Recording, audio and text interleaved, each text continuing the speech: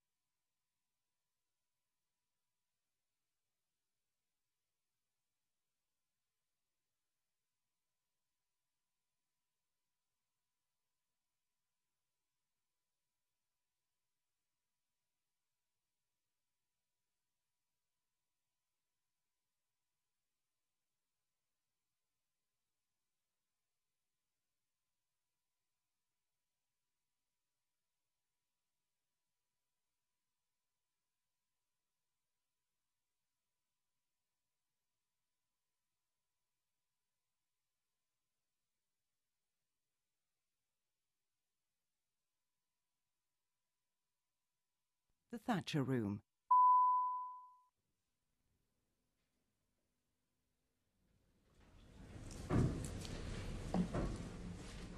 Morning, Dr. Carney. Thank you very much for coming in to give evidence this morning on what I think might turn out to be an important hearing. We're also very grateful to you for the very detailed response you gave to our full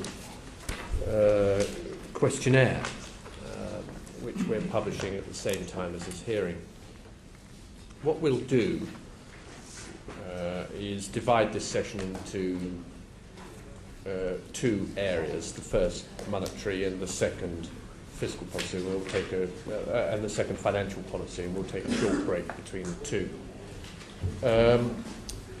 But before we get on to that, I think there are a number of questions that it might be worth asking about the process of your appointment. Can I begin by asking you why you changed your mind about this job? You originally said no, I think, in August 2012, and then you completely changed your mind. Why, and what changed your mind? Thank you very much, Chairman, and thank you to the members for having me here today. And may I also thank you for the quite wide-ranging and thought-provoking set of questions that you did send. I think it's a good way to start off this crucial dialogue. In terms of the question, in terms of my decision process, there were a series of conversations over the course of last year that I had with the with the Permanent Secretary and with the Chancellor related to this position. My view in the summer of last year and right up to and including the deadline, the October 8th, I believe, deadline for an application, was that was not to proceed with an application for a few reasons. One was my current responsibilities at the time as Governor of the Bank of Canada, and secondly was the personal aspects of the job, or the personal aspects that would be associated with the move. I have a young family, and the transition of countries and schools here and then back was, in the end, decisive. It was a finely balanced decision, given, and I think I outlined in my written response, given the immense challenges that are associated with this. These are explaining why you didn't apply. My question really is why you decided to reapply. Yes. Well, what changed was that subsequent to that decision, the Chancellor suggested to me that the position could be for a period of 5 years. That was the first point. And secondly, I was informed that Charlie Bean, Deputy Governor for Monetary Policy, had agreed that he would extend his term for an additional year from the time of the selection of the new governor. And so the first aspect, I can appreciate for some, given that it's a personal decision, it may not seem so decisive, but actually for me, given the timeline of given the ages of my children, it actually makes a material difference to come here and then return to Canada. I'll be more specific. My eldest daughter will just finish high school over the course of 5 years, and then the second oldest daughter will have 2 years in which to reintegrate into a French school system and the Canadian school system, which is what she would do. Okay, so it's your daughters who were decisive in this decision. When did yes, I Chancellor didn't take their counsel. When did this? Anyway, it's a novelty at least. When did the Chancellor have this conversation with you, offering you 5 years rather than 8? It was, I can remember distinctly, it was at the Mexico G20, which was, I believe, the night before the American election, so the start of November 4th or 5th. Did it occur to you that the application deadline had closed about a month earlier? No, I was fully aware of that. So how did you respond? I was... Didn't you say, well, hasn't the application deadline closed? Isn't that the first thing one might ask? Somebody approaching you to apply for a job? Yes.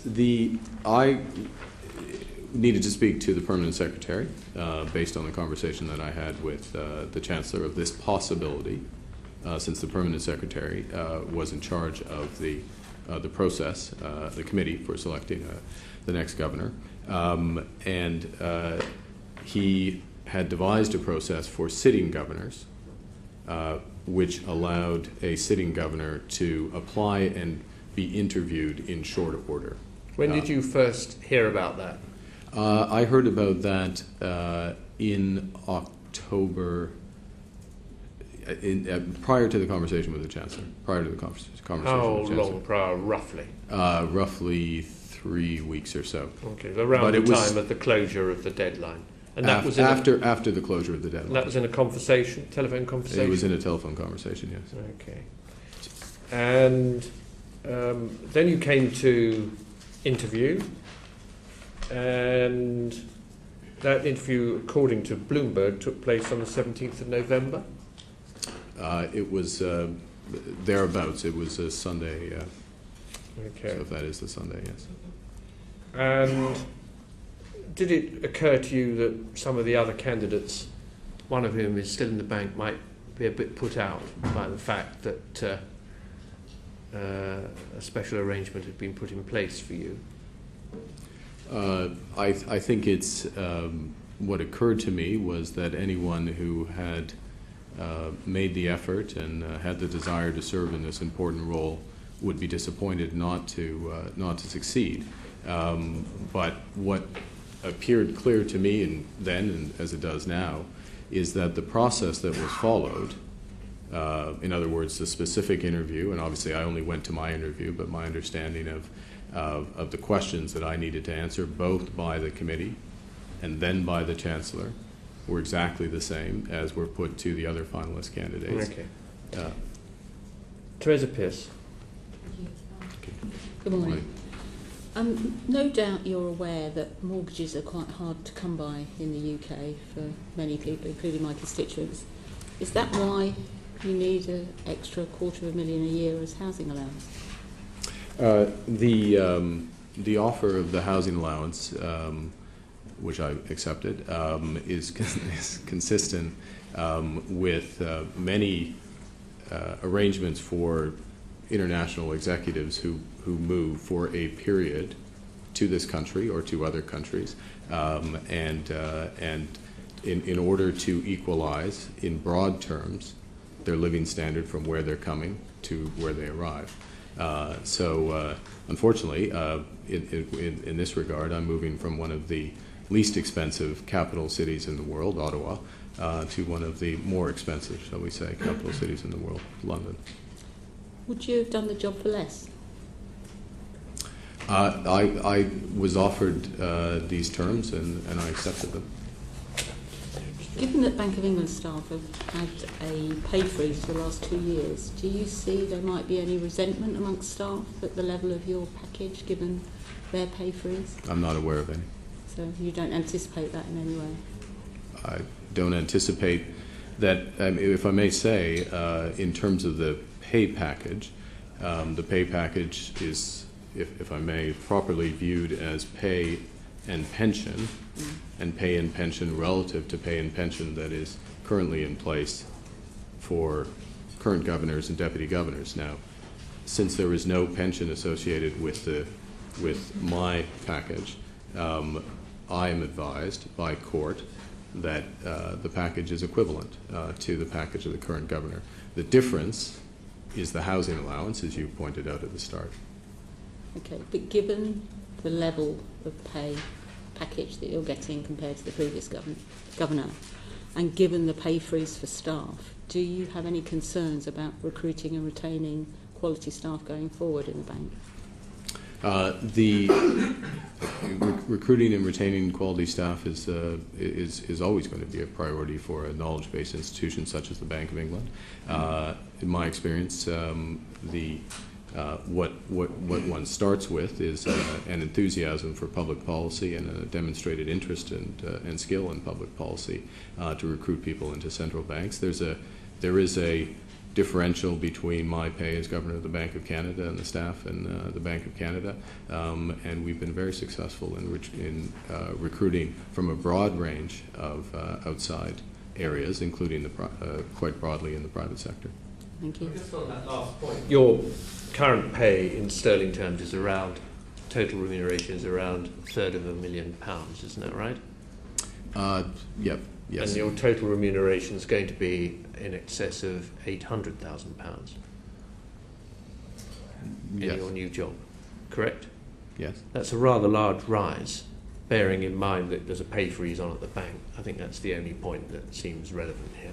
Yeah, well, I'll just reiterate that my pay and pension, my pension's zero, but my pay and pension is equivalent to the pay and pension of the current governor.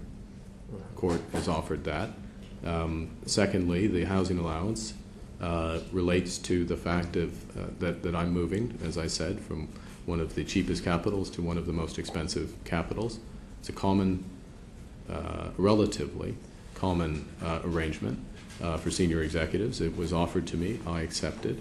I would add further, if I may, that the combination of the two is broadly equivalent to the pay and pension of the outgoing CEO of the FSA, Hector Sands. Andrew Lipson. Thank you, Chairman. Thank you. Dr. Carney. Can I just put my hand up and say I think you'll be earning it? So I don't. I suspect you'll definitely pay the price. But you've said that you are only going to do the job for 5 years and that there are certain things you want to achieve during that period of time. If you haven't achieved those goals, would you consider staying on, or is 2018 the absolute deadline? I think there's value in clarity about the term, particularly given some of the quite considerable internal transformations that are necessary within the institution, giving full life, and I'm sure we will have an opportunity to discuss this, to some of the governance reforms that have been put in place, putting in place an effective talent management strategy, succession plan, grooming successors, potential successors, and having an arc of reform and restructuring of the institution that is consistent with a finite timeline. So I hesitate to take that finite timeline away at the outset. But I can assure you my full intention is to accomplish what I'm being asked to set out to do. And I'll do everything I can to do that. Okay. You've also... Yes. Have you been surprised by the amount of media attention you've had on your appointment? And in particular about the accusations that you have political ambitions? And is there anything you want to say about friends amongst the political class that you might like to mention now rather than have them dragged out under the spotlight later on? Have I been surprised? I've been surprised that it would be viewed as politically astute, and I'm in front of a range of people who are politically astute, demonstrably successful.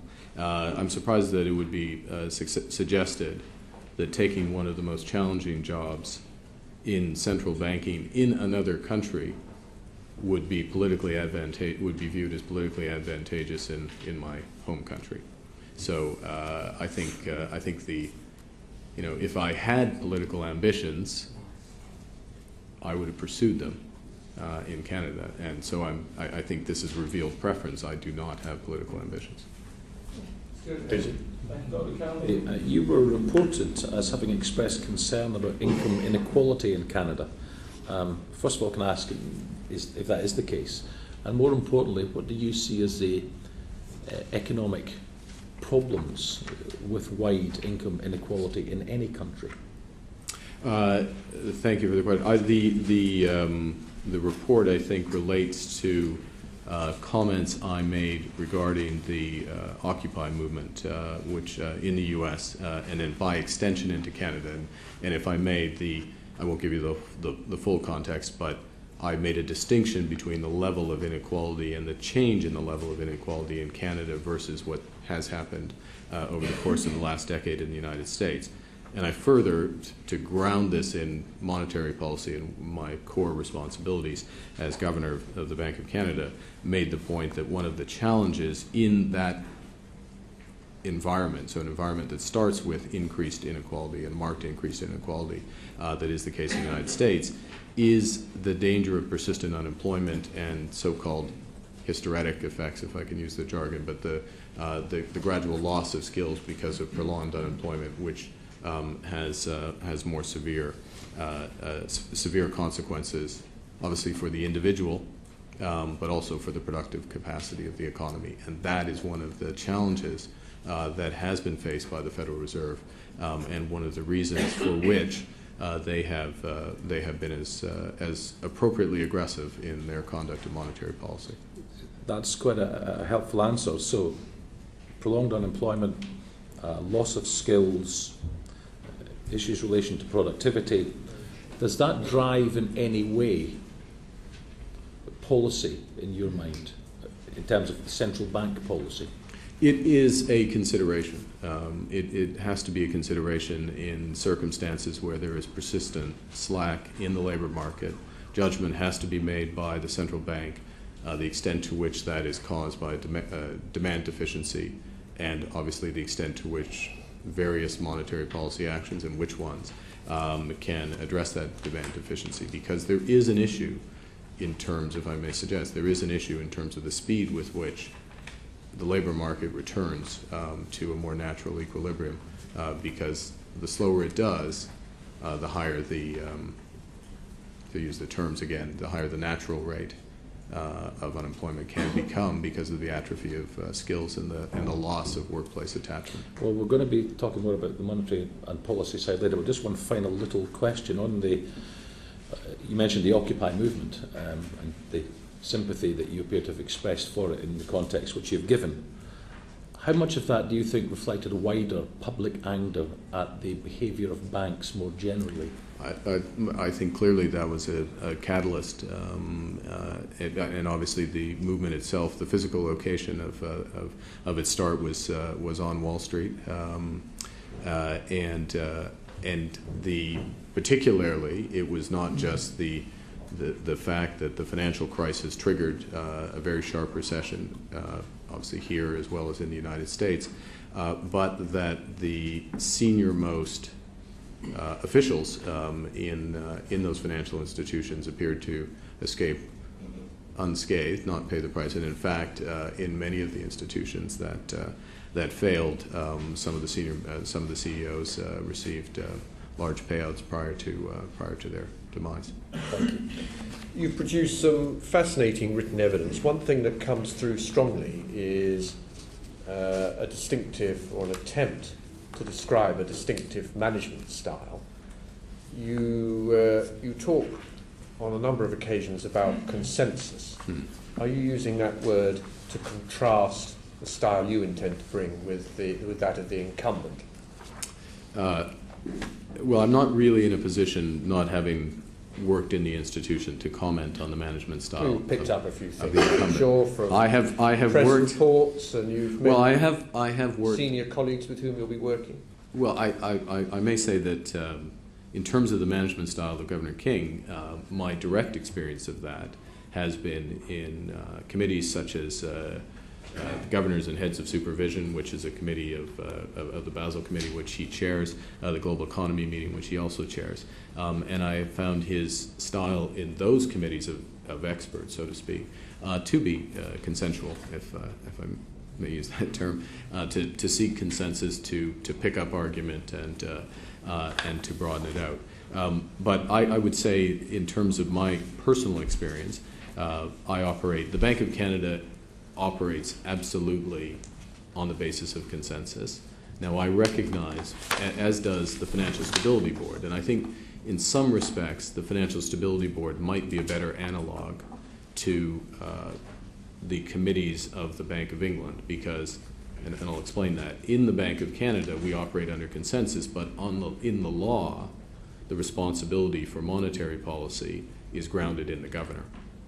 So there is a clear, the power ultimately is grounded in the governor. Now, we built up the tradition over governors of consensus, and I've done, I think, everything I can to ensure that that's been reinforced while I've been governor.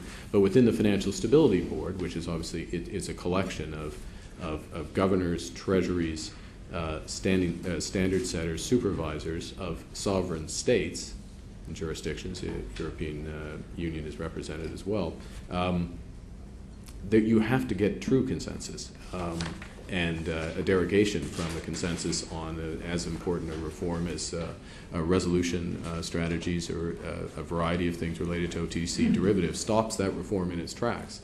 And I think, well, I've followed the focus of this committee. I know the focus you put on reform, and this is the moment to push things forward. But in order to do so, it requires a chair that works with members of the committee to help to drive to consensus. Last thing, if I may, and I'll turn back, is that I fully recognize that with the voting structure of the MPC, of the FPC, the individual accountability of the MPC, of the FPC, and the workings of the PRA board, that it will not always be possible to have consensus, and that is fine. And I fully recognize, and I also recognize that as governor, I will from time to time likely be in the minority, and that is also fine. What I would view my job to be is to ensure that all views are heard, all arguments and all analysis are appropriately followed up upon, and then the decision is made by the individuals. Well, quite understandably, you've avoided directly answering question I asked you, which was to compare your style with with the incumbent.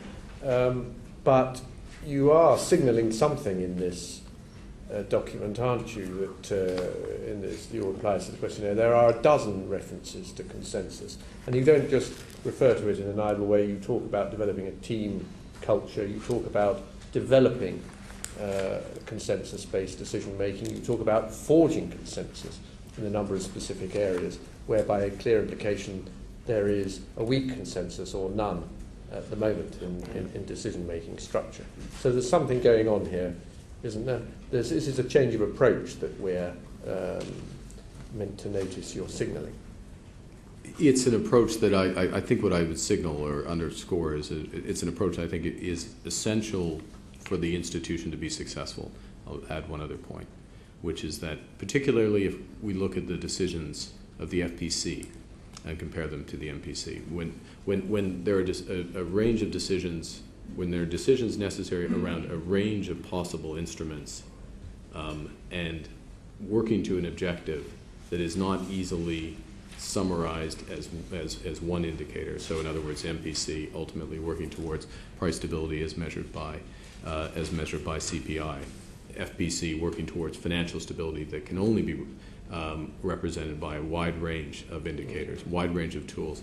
And there it's important, particularly important, to send a clear message as much as possible, which requires true consensus decision making. Well, we're going to come on to governance questions in the bank, which are extremely lively as an issue of debate in Britain at the moment.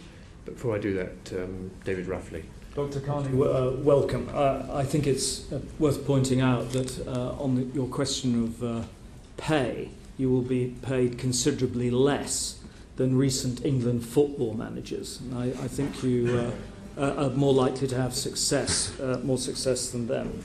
We're going to get onto the policy issues in a minute, but you say in your written evidence to us that one of the key criteria to measure your success will be the effective communication of monetary policy and fiscal policy. And I quote, "That is well understood by the public." You also say public understanding of macroprudential policy is presently low. I'm sure you're right in saying that. And that, I quote, "the significance of, for example, capital ratios and liquidity requirements are not widely understood by the public." What's a capital ratio? Capital ratio is it is a ratio of the equity of an institution relative to the assets. So the loss absorbing equity relative to the assets of the institution. How would you describe unwinding QE? Unwinding QE is to return the balance sheet of the Bank of England to its historic level. What's the liquidity requirement? The liquidity requirement is the need for a bank to have funds to meet short-term obligations. I think that's all I have on that one. Well, I think you scored pretty well there. Overall. Well, Jesse Norman. Thank you, Mr. Chairman. Dr. Carney, you'll be inheriting a position in an institution which has gigantic power across the economy and growing power, given the new responsibilities of the financial sector. It is formally independent of government. It is subject to low levels of accountability externally and has had a court that has not been very effective in ensuring high levels of accountability internally. Do you think it's appropriate for that job to be referred to as that of the Sun King? Not as it's structured under the new Financial Services Act, no. Why not? Well, because there are various mechanisms of accountability that are in place. First, the structure of the actual committees, the voting structure of the committees, both the MPC, the FPC, the structure of the PRA board, the clear remits that have been given to those committees by Parliament through the Act, the Oversight Committee, the newly formed Oversight Committee, of the independent directors of the bank, and extremely importantly, this committee, which is the way through which not just the governor, but the deputies and the senior officials of the bank and the external members of the policy committees are accountable to this committee, through this committee to Parliament, and through Parliament to the British people. I mean, your conception of leadership clearly is one that requires the leader to be able to exercise, where necessary, a detailed grasp of aspects of the institution and aspects of policy. Given the spread of responsibilities and the number of committees that you're going to be on as governor, how can you possibly exercise any detailed grasp across that entire spectrum of activity? Well, in many respects, there are synergies, and that's part of the spirit of, as I understand it, of this very important reform. At present, as Governor of the Bank of Canada, I have responsibility for monetary policy, very clearly defined responsibility there. We then have a contributory responsibility for financial stability, which means we oversee the payment system and we analyze potential risks to financial stability, but the levers on financial stability are controlled by others. We also, by dint of our role in the Financial Stability Board, participate in the development of a series of global financial reforms, many of which are applied domestically within Canada. But we don't exercise or see through those financial reforms. So we have an opinion, for example, in the Bank of Canada about bail-in and how bail-in debt plays into resolution strategies for institutions and ending too big to fail.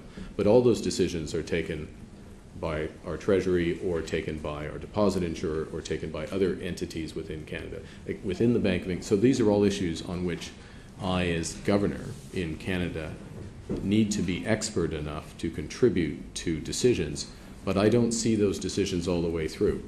And if one doesn't see decisions all the way through, if one's not ultimately responsible for their implementation, that limits, in my experience, that limits one's level of expertise. So you won't actually be responsible for some aspects of these policies or committee work? I'm sorry, the analogy I was drawing is that in Canada, I'm not.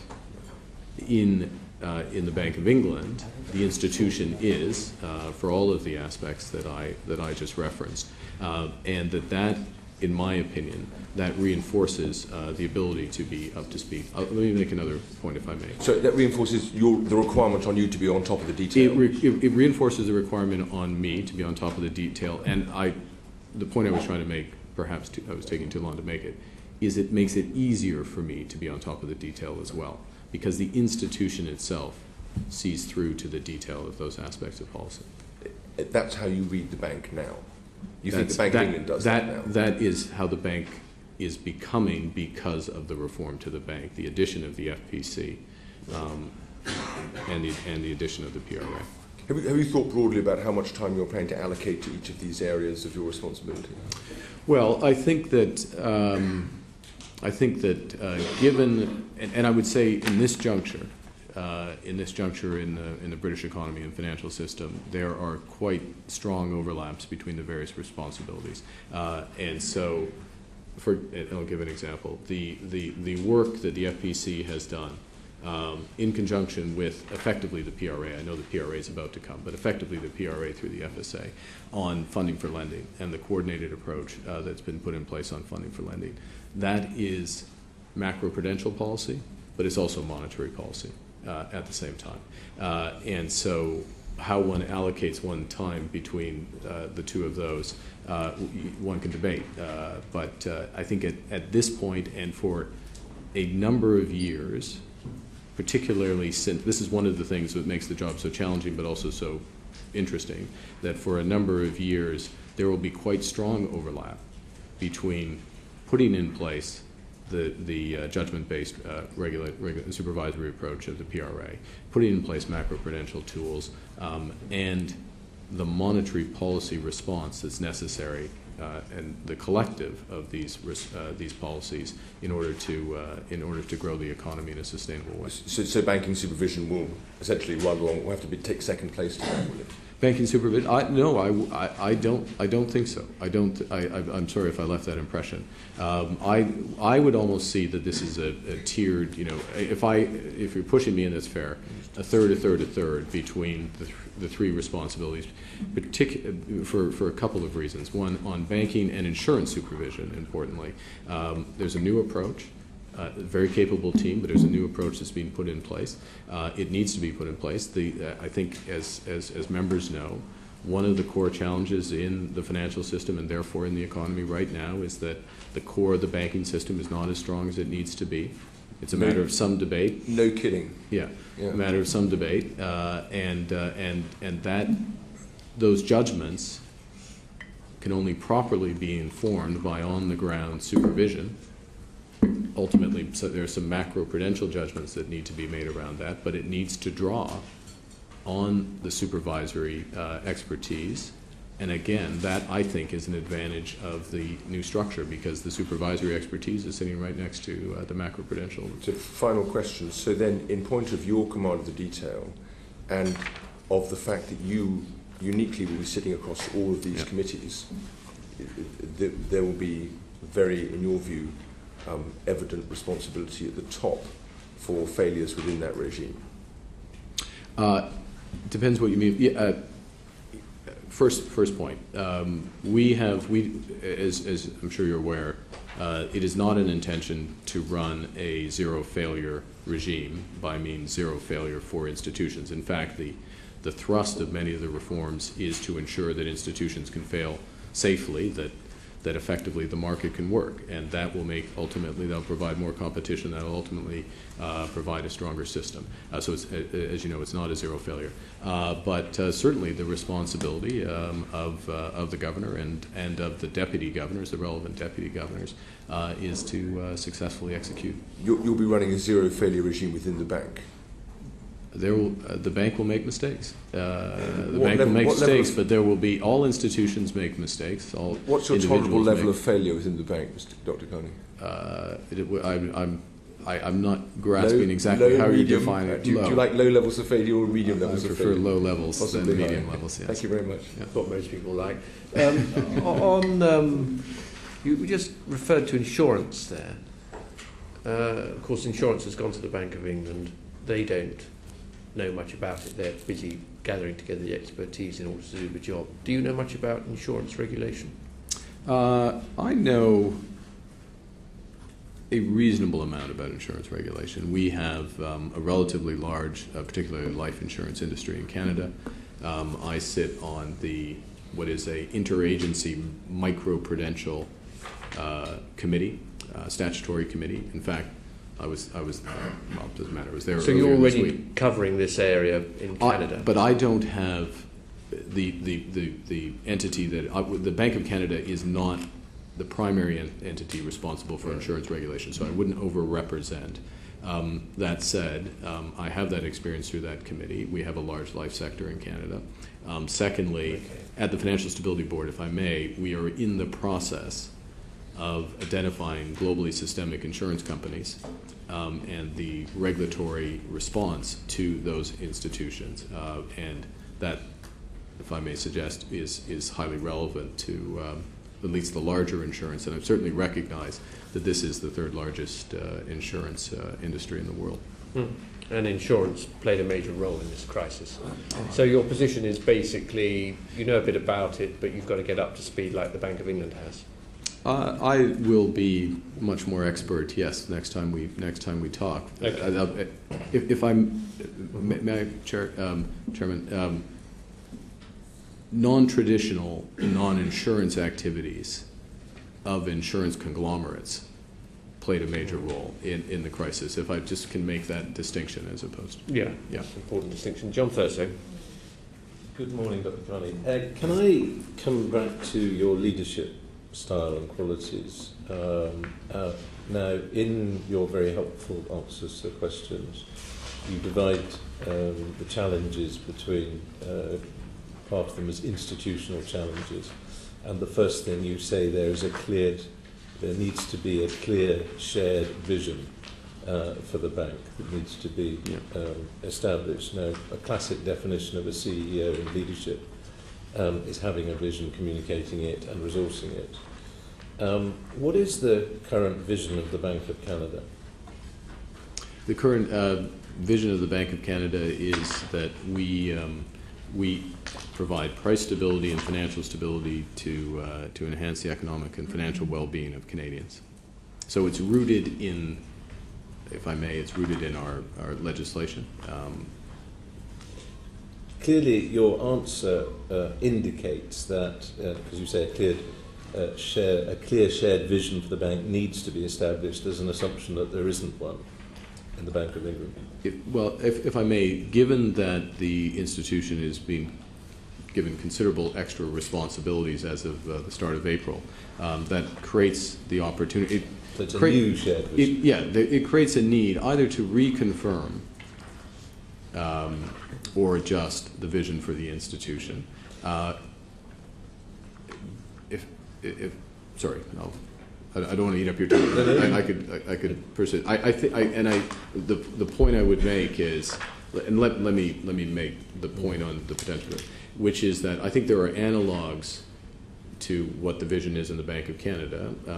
This is and the two objectives of the Bank of England have been price and financial stability, contributing to price and financial stability. I think it's important that it's recognized that those are cornerstones or building blocks of British prosperity. In other words, they don't guarantee prosperity, but without either, or both rather, that will not come. But the important thing is, with a vision, is that it's developed jointly with senior management. It's adjusted, and there is buy-in, and then it's broadly recognized by all members of staff. And I'll give one example. It goes back to Mr. Norman's question, which is that failures, to use your term, whether it's failures of operational failures, individual failures in terms of expenses or personal conduct, issues around counterfeiting of notes. There are a variety of issues. All those issues, all those failures, to use that term, detract from confidence in the institution, confidence in the system, detract from financial stability, and could, in the extreme, detract from price stability. So there needs to be, and I believe there is, but it needs to be continually reinforced throughout the institution that everybody in the institution is responsible for the success of the institution, because everything that happens in the institution is watched closely and ascribed to the broader whole of the British financial system. All good points, but a vision is a very simple, clear statement of what the whole institution is about. How will you go about achieving that vision, and at what point will we as a committee be able to say to you, what's the vision of the Bank of England, and you would give us an answer? That is first 6 month work, without question, and I would hope before the end of that 6 months. My second point, following on very much from Jesse Norman's questions, it's been said that the Governor of the Bank of England from April will be the most powerful central banker on the planet. There are all of these committees which he will chair, as well as being the chief executive and a major player on the international stage. There is the possibility, looking at all of that, for the way in which it is run to go in one of two ways. It can either be the sort of emperor, or it can be the constitutional monarch. Have you got an idea of which you might favour? You're going to back me into Sun King with the second option. No one individual could. I think I'd like to link the two questions, because I think it's absolutely essential in this role to have a grasp of the detail, to understand the core of the issues that each of the three policy committees are engaged with, and also to make the connection between those policy committees in order to get the full benefit of the institution. But that said, so that is essential, but that said, no individual is going to have the expertise of the collective of those committees. That's why the externals are selected, and that's why we develop internally at the institution. So it cannot be an emperor. That cannot be the approach. It's not possible, even if one wanted to, but it also would be fundamentally limiting for the institution and an unsuccessful strategy. Now, I'm not sure that then goes to your other option, but my view would be, more of a managing partner, if you will, within a partnership. Let's not worry about fancy terms. I mean, the critical point is when it comes to corporate governance, and this committee has been very critical of the past arrangements of the Bank of England, is that the manner in which you develop the style of leadership will dictate how best to achieve the corporate governance of the position. In that good corporate governance is both a support to the positions, the key positions, but also a check and balance on. Coming in, looking at it at the moment as an outsider, is that corporate governance fit for purpose, to coin the hackneyed phrase? Are there things that you would like to see put in place, either to help support or to help as a check and balance of the role that you are wishing to create? Well, I think the answer, on the outside looking in, I think the answer is yes. But it depends on a couple of things. Is that yes, you'd like to do things, or yes, it's okay? Yes, I think it's fit for purpose. Right. But it needs to be given life, I think is the way. In other words, we need to ensure, and obviously this is entirely out of my control, except from the perspective of cooperation, but we need to ensure, for example, that the Oversight Committee of court is active.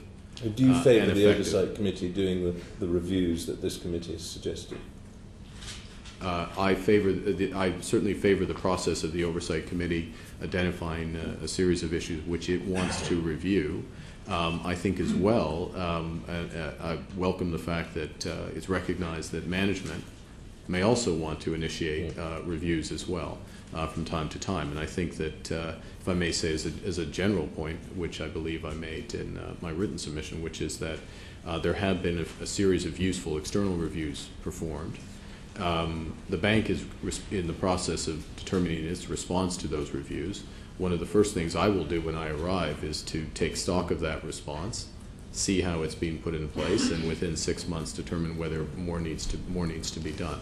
So to go back to your question, with respect to how to make sure that the governance structure works, it's management of committee and it's management of the various policy committees to ensure that they work as they should. It is ensuring, I think, that this oversight committee, which again we at the institution, we within management, if you will, can only ensure in terms of being cooperative and responding effectively to the reviews that come from the Oversight Committee, making sure that that is an effective process and that is an effective process early on. And then subsequently, it's with the interaction with this committee, obviously, which is our principal public accountability. I'll leave it there, having signalled that probably in about 6 or 8 months' time, those will be questions I'll be asking you. Clear. Might be worth just picking up on a couple of the points you've made there. Do you think that the bank should have a responsibility, a formal responsibility, to respond to reasonable requests from this committee for information or retrospective reviews to be conducted by the subcommittee? I'm sorry, Chairman. Should we respond to the requests of this committee? Yes. Should you have a formal responsibility to respond to such a request, to a reasonable request? I would view that we have a responsibility to respond to reasonable requests of this committee. So you won't have any objection to having this put in statute? I'm sure there's something I'm missing, but I don't have any objection. It sounds as if, even though it's missing, you're happy to say yes to that. Are you? it sounds reasonable, yes. Yes, exactly. So it does to us. We haven't succeeded with that one so far, but as you say yourself, we're all reasonable men around this table, and that's what we've been asking for some time. Some of them clearly not. The court. Yes. Do you think that an 18th century name attached to this structure is sensible in the 21st century? Do you think it might be plausible to be able to think of something else? Yeah, I would view the court as a board, if that's the question. I hesitate as a foreigner coming in and changing and suggesting any changes to some of the longer traditions of the institution, which is, but this is distinct, those traditions, the name of the court or the board, I would put in those longer traditions. Others should make those judgments rather than me. Okay. The subcommittee that's been given the job of doing these reviews, and you referred favourably to them, doesn't have any staff at all, so I understand. Do you think it should be given some staff seconded to it from within the bank, as we propose in our report, for a period with the duty of assisting the board or subcommittee of the board in performing this oversight role? I would, yes, I mean, in terms of conducting the actual reviews, I'm talking about the members of the members of the small court secretariat to assist it in thinking through how to do this work that would on a then, permanent basis. Provided that we rotated through those members of the secretariat, it would be quite possibly what should be a positive learning experience on both sides for that. So, yes. So you support that as well? Well, it's the first I've thought of it, but it seems a reasonable. Idea. And do you think that when these reviews come back, the court or board should be expected to assess the merits of these retrospective reviews that have taken place? The substance. The merit, you mean the quality of the review or the quality of the review and of the points that the reviewer has made? Well, I think... and to be prepared to come before this committee and explain why they think, well, there's some very good points here or there are some very weak points here. The findings of the review would obviously be... I mean, the review is for the benefit of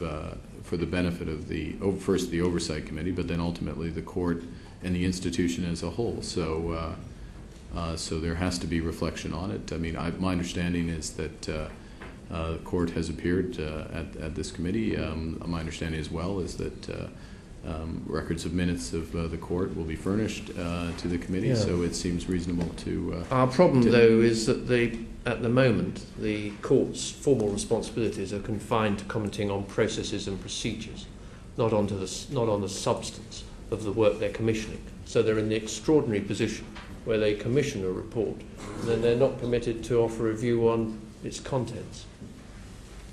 We think that is, as I've just said, extraordinary, and we think that needs to change. I guess I would presume that any review that is commissioned by the court would become a matter of public record, that the recommendations in that review, or the observations in those reviews, that the expectation would be that senior management, myself and other senior management would have a duty to respond to those recommendations. And that first would be to the court, but obviously to this committee if the committee took an interest in it. But what I'm asking is whether you think the court or the board should be capable and be expected of being capable of expressing a view. A view about the merits of the recommendations. Yes. Of retrospective reviews. Does that sound reasonable, Dr. Carney, or is this can we park it in this reasonable place that you've created for all these suggestions? Yeah, well, I think the only hesitation I have is the line, which I don't think you're suggesting, but I'll just put it on the record, is the line between review of process resourcing and then review and influence on policy decisions. Current policy decisions. Yes, but retrospective, if retrospective is last month, it will influence current policy decisions. So there is a line here where, I mean, I think, and I'm sure, where they will interfere, where they will interfere with the committees, the other committees. There is a danger. The There is a danger where that could happen, and of course, what happens there is that the accountability is blurred, which is what nobody would want. And so this has to be somewhat circumscribed. And I do believe that with any of the reviews, whether they're commissioned by the court, commissioned by management, commissioned externally, that it's the duty of senior management to respond directly to those observations and recommendations. Okay. Well, Mark, I got 2 out of 3 into the reasonable car park, so I'm reasonably happy. Can we turn to monetary policy? I mean, you've made a number of interesting remarks about monetary policy recently, to say the least, and you've got a number in your in responses to the questionnaire. Is the UK's current monetary framework the right one for existing economic conditions? Well, I would say that the experience both in Canada shares the monetary policy framework of the UK. It's a flexible inflation targeting framework, symmetric target around 2%. I would note, and as I believe I did in my written submission, that what we do in Canada is we review our framework every 5 years. There's a public review process, and then that framework is either amended or reconfirmed through effectively an exchange of letters, a joint statement by the Bank of Canada and our Treasury, our Minister of Finance. And we have found, and I personally have found, that that's a very effective process because it ensures that there is constant learning about the operation of the framework and that there is shared understanding about the flexible word in flexible inflation targeting.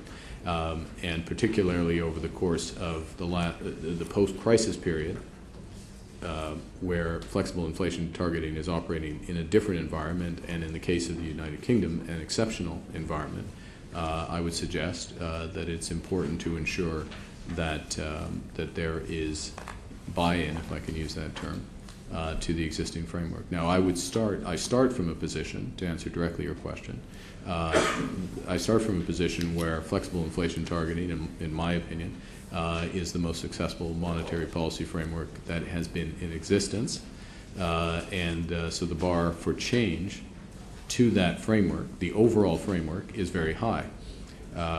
But I would note that that there seems to be an appetite for some debate about what exactly the framework is.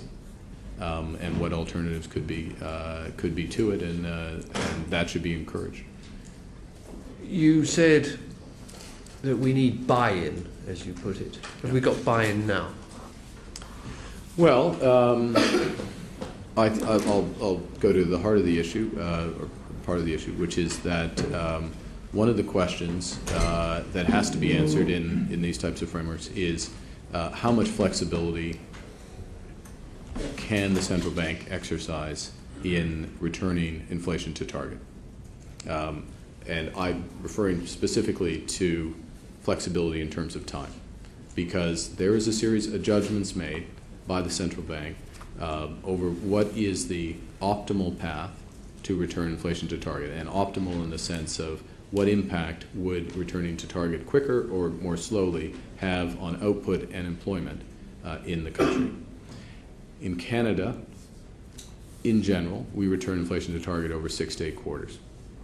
But 25% of the time, since we've recorded our forecast, 25% of the time, we've done it less than 6 or more than 8, and in some cases 10, 11, 12 quarters. And the reason we've done that, we look to clearly explain the reasons behind it. For example, right now we're taking a little longer to return to target because we have issues with the rise of household credit and issues in the housing market. So we are, even though rates are only at 1%, we are leaning into the wind, if you will, on monetary policy to help reinforce macroprudential measures that the Government of Canada has taken and slow the rate of growth of credit in Canada. But that's a very clear, transparent process. That's the exercise of flexibility in that regard. The issue in the United Kingdom, one of the issues in the United Kingdom, is the speed with which inflation is returned to target from above in an environment of necessary public and private deleveraging.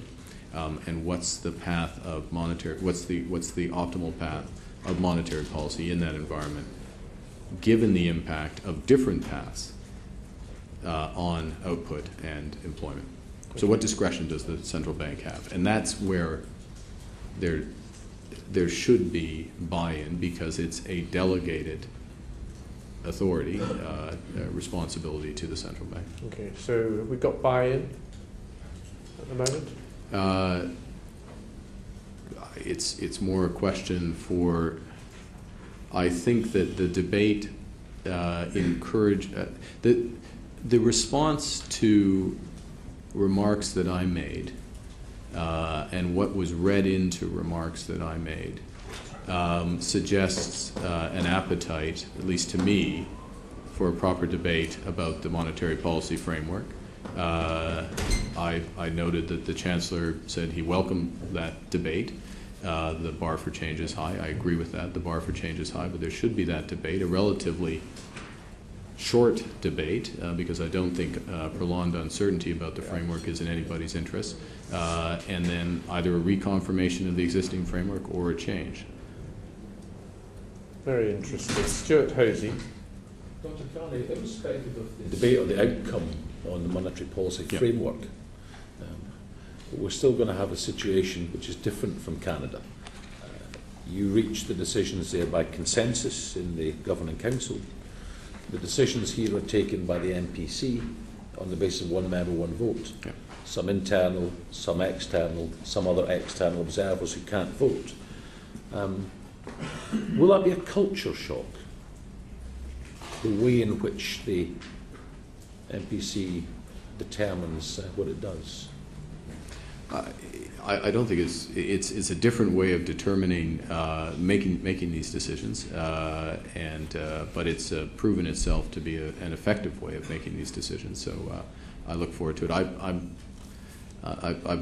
In the Bank of Canada, I operate in an environment, as you say, of consensus. That's absolutely clear. But in other environments, it's more overtly contentious. This is actually quite vital. I mean, you've been incredibly successful, but it is in that on that consensual basis within the bank. Are you ready for strong-willed external MPC members to publicly disagree with you? Yeah. Yes. Well, I think some already have, but I'm sure I'll get there. And are you prepared to be outvoted? Yes. Yeah. Yeah. I mean, I would like to be. Forget the phrase earlier, but I'd like to be on the right side more often than not. But obviously, I would fully imagine that over the course of my term, I would be outvoted. Okay. What do you think of the way, I mean, you spoke about transparency a little earlier. What do you think of the Bank of England's inflation report and its quarterly bulletin, its main public-facing publications? Well, I think that in many respects the inflation report was a leading, was best practice when it came out. It's had a number of innovations since. As I think fairly clear, at least in my reading of the Stockton report Stockton review, there are suggestions in there that could potentially be taken on by the bank, which would further improve the inflation report. For example, greater clarity about policy judgments that are made, alternative scenarios potentially that could be shown, so that there's a potentially greater disaggregation the forecast. It is a less disaggregated forecast than some others that are put out, and so all of these. My understanding is all of these. I'm certain that all of these recommendations are being looked at by the bank, but I would expect that some of them would find their way into a revised inflation report in due course. And would you like to see policy options, as you've just described, put in to these documents? I think that there is value from time to time of alternative scenarios, and there is certainly value in every case in highlighting the core assumptions that drive the forecast. So I'll give you an example, if I may. I'm going to rely on the Bank of Canada. Right now, what we particularly highlighted in our equivalent of the inflation report that came out 2 weeks ago was the export response and the investment response that's required to get the economy back to potential. The fact is there is a large rotation in the components of demand in Canada that we are expecting over the course of the next 2 years. But it is sizable, and reasonable people can disagree about the likelihood of that happening. And if it doesn't happen, obviously it will have an implication for output inflation and ultimately monetary policy in Canada. So that's something that we wouldn't do as a matter of course. We use a variety of charts and boxes to explain this. We wouldn't do as a matter of course, but we did because it was particularly relevant to this forecast. So it's that type of communication. That's helpful. Just one final little technical question. The Bank of Canada meets 8 times a year on monetary policy. The MPC meets 12 times by statute. Do you think 12 is too many? 8 is enough? 8 is too small? What would you do in terms of the frequency of this kind of meeting and determination? Well, it's by statute, and I can't imagine the statute would be reopened. It is reopened for this issue. It's certainly enough to meet 12 times. It's certainly enough. Is it too many? It verges on too many, yes. Okay. Yeah. Jesse Norman. Thank you, Mr. Chairman. Dr. Carney, you've very interestingly said that you think there should be a brief but proper debate about monetary framework. Do you think that's also true about quantitative easing? Well, my understanding is there is a review that has been launched by this committee on quantitative easing. No, but by the bank. Do you think that the bank should actually have a wider consideration of the full effects? Well, I would hope that the bank would be invited to contribute to this committee's review of QE. But yeah. I think we'd be delighted. Thank you very much. Yeah, you might have to wait until. But I understand. I mean, I understand the interest of the committee in the wider effects, and your personal. I read your piece this morning. Your personal interest in that, which is shared by others. And I'm aware also of the exchanges that have taken place in the past, where the distinction. And it's not going to surprise you as a central banker.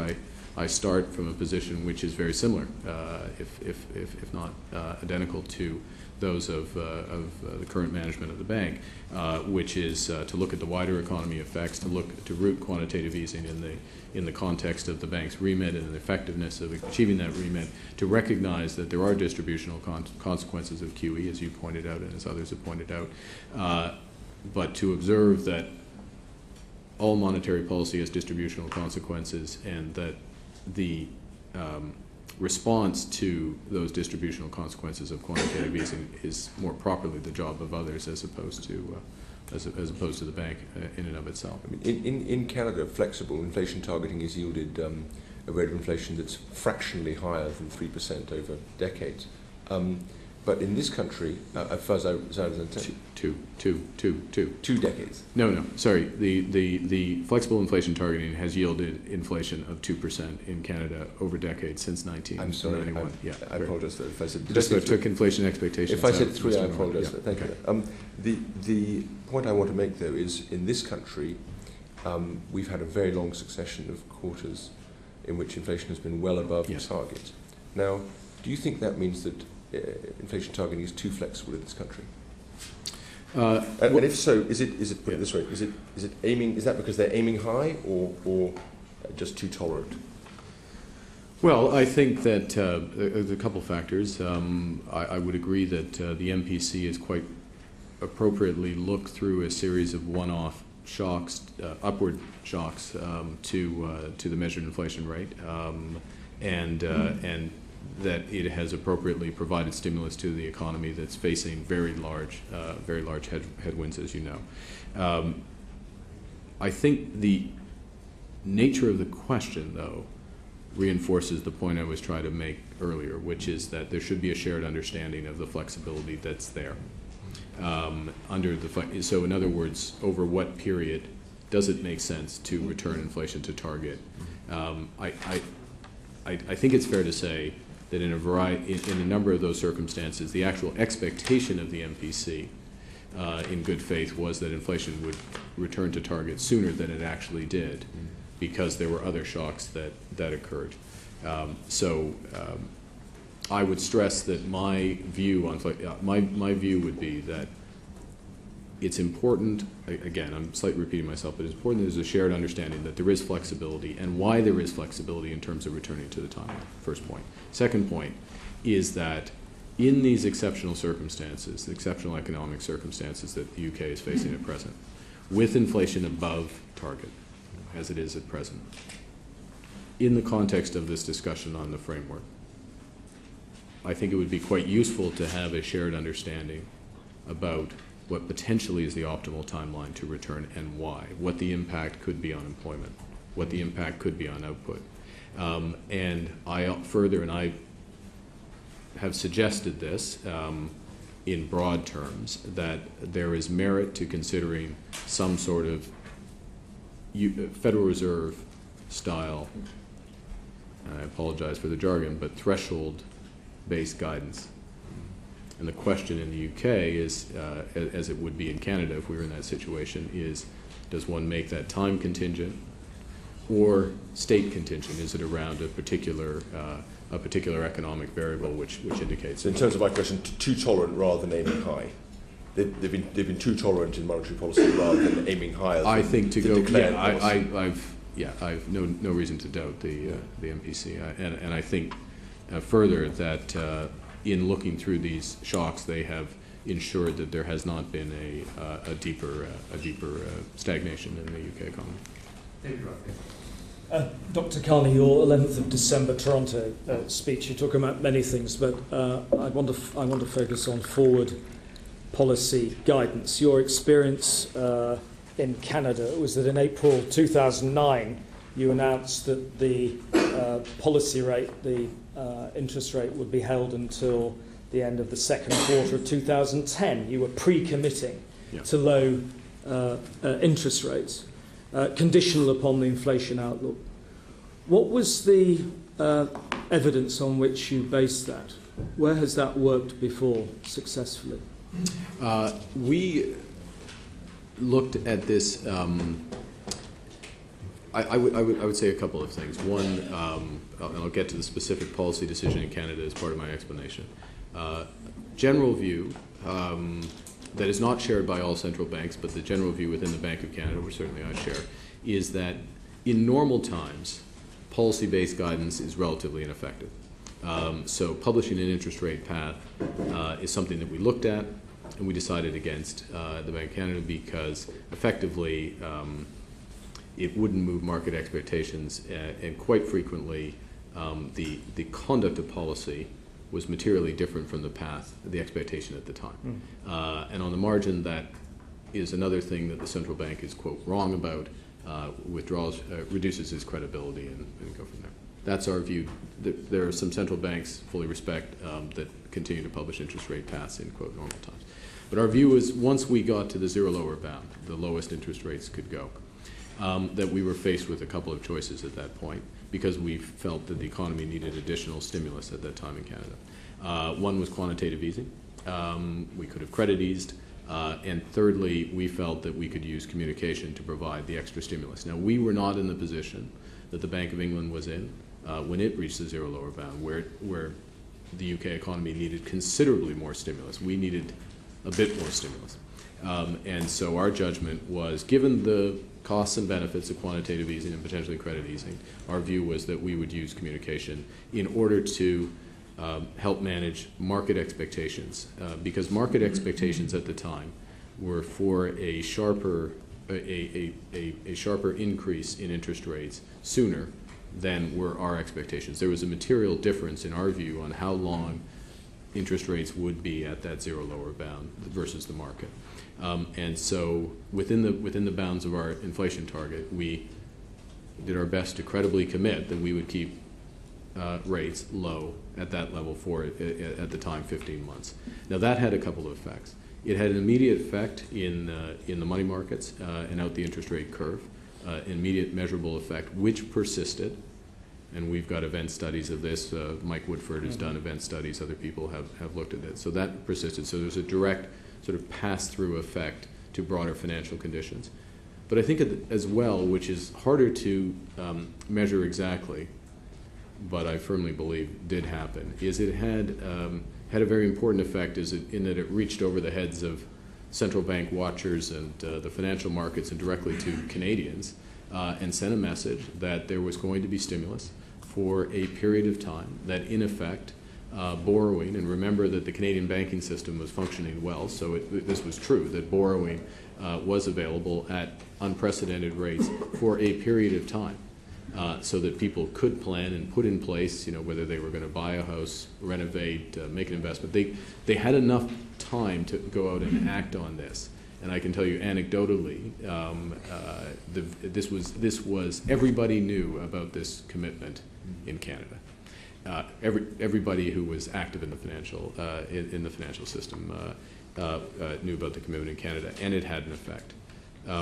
So our experience has been that this is effective. Now, it was a conditional commitment, as you know, and as you know as well, in the end, in part because of the response of households and businesses to the commitment, we ended up raising interest rates sooner than we had said, because we had made our commitment conditional on the outlook for inflation. And our view was that if we kept it on, by the time we got to the spring of the following year of 2010, our view was, well, if we kept it on, we would actually run a risk on inflation.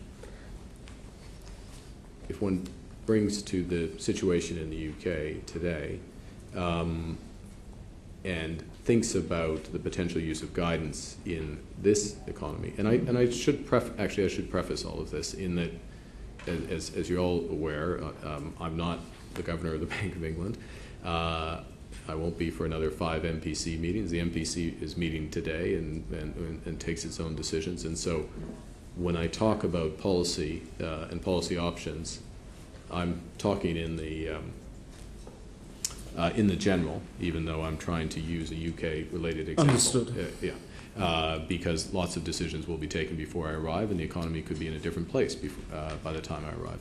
That said, in the UK context, I think there is a valid discussion to be had about the potential use of this tool to provide additional stimulus if it's appropriate. Again, within the context of what's the time path for returning inflation to target. And I'd further add that given some of the challenges with time contingent guidance, in other words, rates will be low for a certain period of time, that some lessons, I think, can be drawn from what the Federal Reserve has done with state contingent guidance. Just following up that point, the Fed seemed to have gone further, and you draw this to our attention in your 11th of December speech, because apart from pre-committing in the normal way that they often do, they went further, you say, for a considerable time after the economic recovery strengthens. Is that something that we should have as part of the debate you refer to when you take up office? Well, this is one of the judgments about the optimal path for inflation and the optimal path for the economy, and where. But it's actually a pretty much open-ended pre-commitment, and I presume it will be conditional on the inflation outlook, as you pointed out. But you quote, and I'm just trying to understand whether you're quoting this with approval, Dr. Carney, on the 11th of December, your Toronto speech, for a considerable time after the economic recovery strengthens. You refer to your happy experience in Canada in the speech, and I'm getting and other commentators have got the clear impression that this is something you're very attracted to. At the zero lower bound. At the zero lower bound. At the zero lower bound. Thank you for drawing attention to it.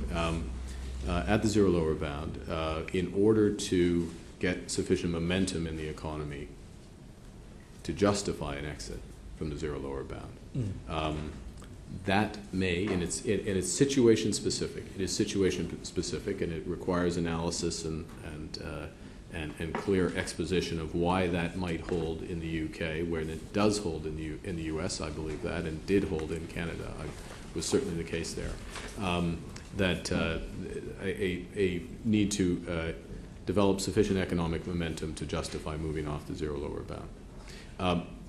In the case of Canada and in the case of the United States, and I would suggest also in the case of the UK, in all of those cases, the extent to which that strategy is pursued is bounded in some way by the actual outlook for inflation. So in Canada, we had a conditional commitment, conditional on the outlook for inflation.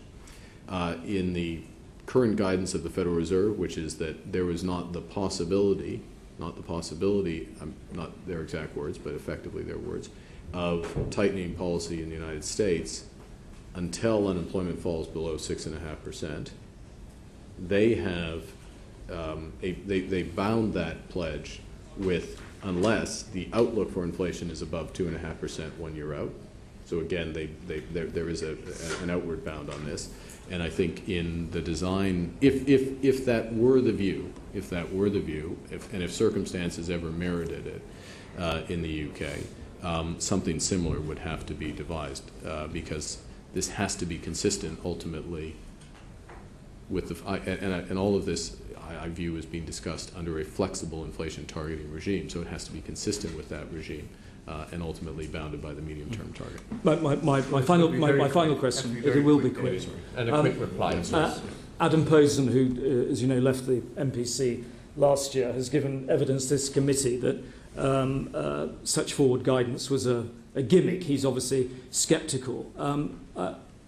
Is there evidence that you can produce, going back to my earlier question, of the success of this, empirical evidence to show that if a change like this were to be made, it was founded on serious empirical evidence? Because Posen doesn't seem to think there is such evidence. Well, first off, the decision was made on the decision of the Bank of Canada was made on extensive analysis. Secondly, the ex post reviews of the effectiveness of the conditional commitment have found that it was effective. And I can furnish you a Bank of Canada working paper, and I would refer as well to Michael Woodford's Jackson Hole paper of just this past summer. So it would be helpful to have what you described in an earlier reply. You described it as an event study, I think, which sounds like the key document. George Moody. Welcome, Dr. Carney. Dr. Carney, one of the things that a lot of people have zoned in on, and which has given a lot of people some encouragement about your appointment, has been your statement that monetary policy has a key role to play in ensuring economics reach escape velocity. Can you tell, I know you're 4 months away from taking over and you're in Canada, but can we take it as said that present monetary policy is not achieving escape velocity? And are you prepared right from the outset, do you have the courage the ambition to actually challenge present monetary policy with its fixation or its fixation with inflation target? The Thank you for the question. I'd answer the second part first, which is that obviously the responsibility of the MPC of the Bank of England is to discharge to the best of its ability the remit that's given to the MPC. And the remit as it stands is to achieve 2% CPI inflation over the medium term, as you know. So, exactly. And that is the best contribution ultimately of monetary policy. What I've tried to stress is this issue around the path to get to that medium term and the optimal path to get to the medium term, which I believe is, and I think the behavior of the MPC, or the decisions rather of the existing MPC, have demonstrated a concern with that as well.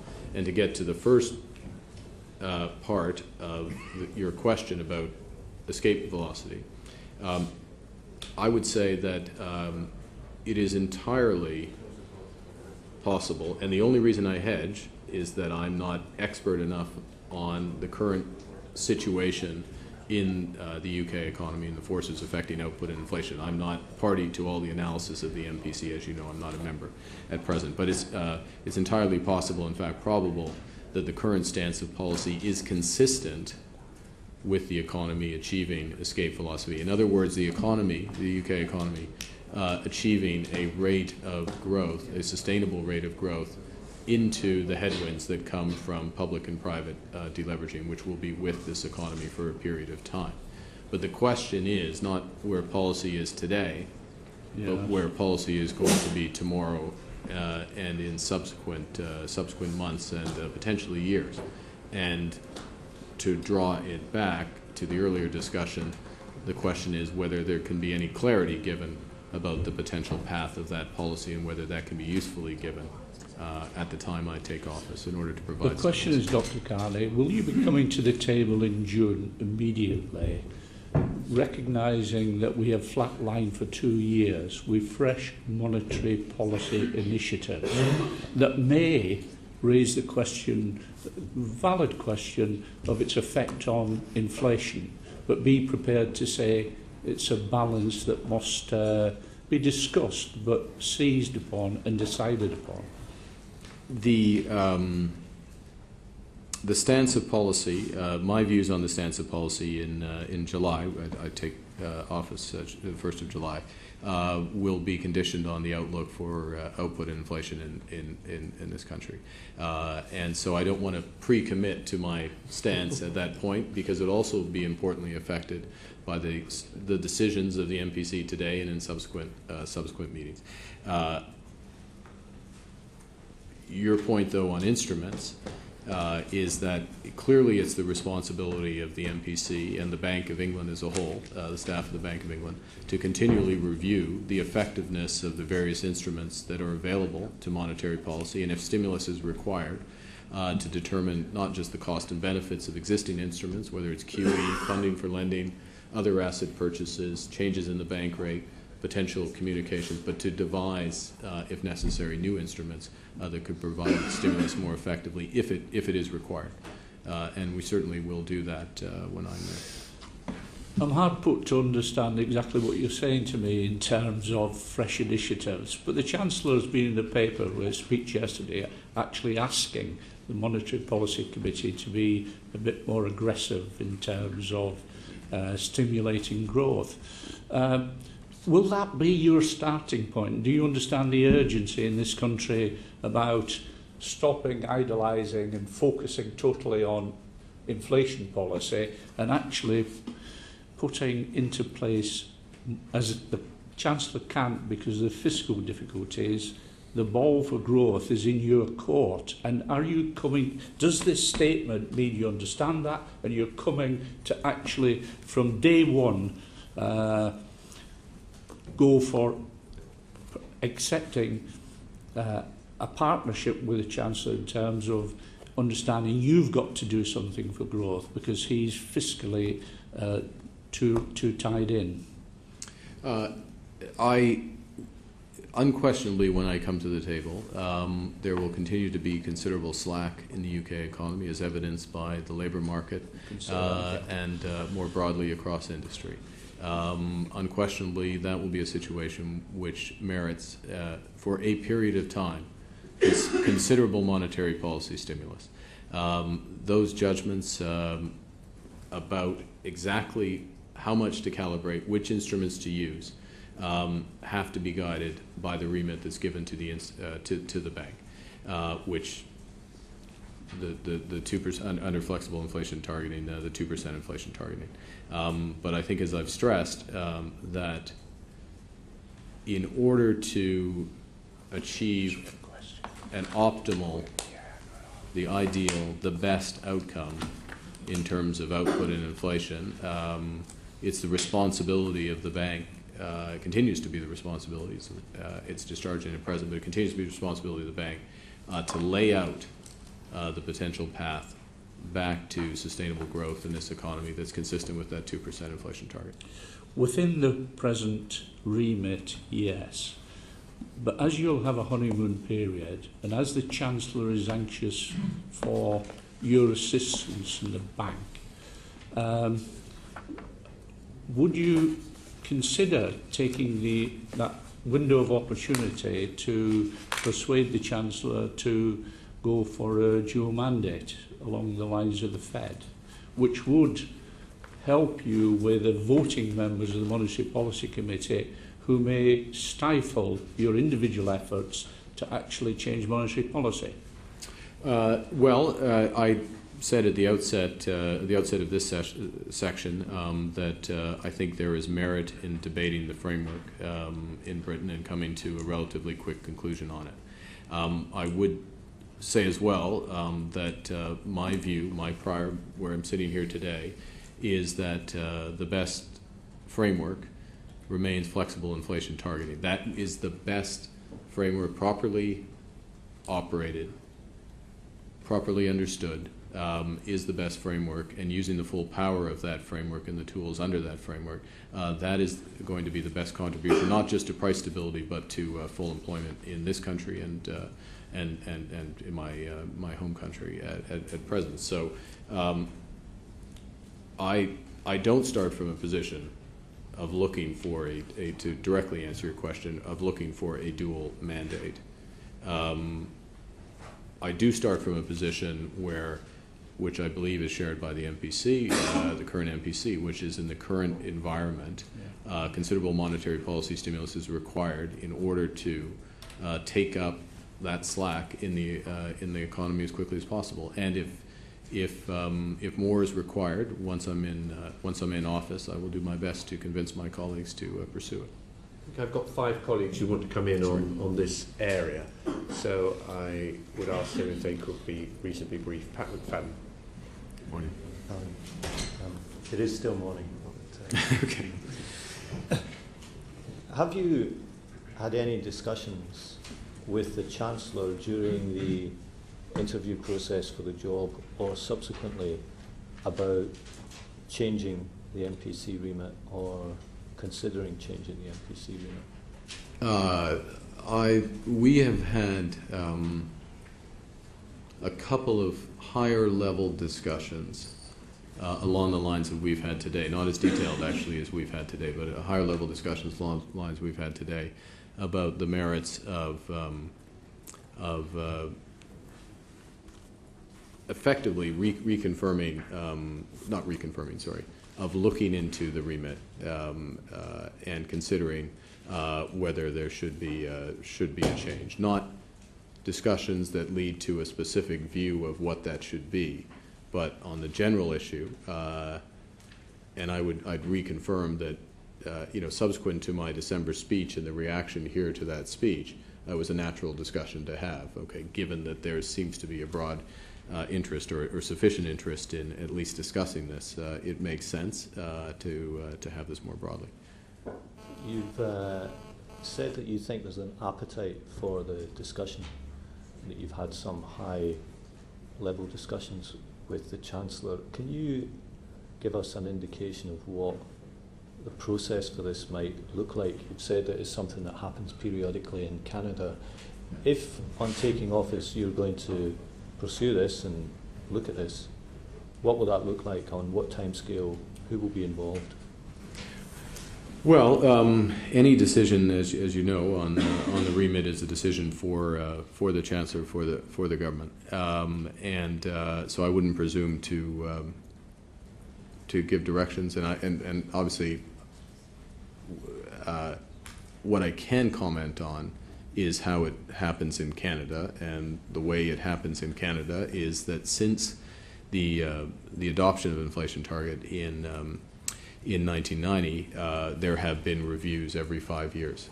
And in the run-up to those reviews, the Bank of Canada does a lot of research, and academics, interested academics, do some research, and then we have a series of discussions with our colleagues at our Department of Finance, our Treasury equivalent, and then a decision is made.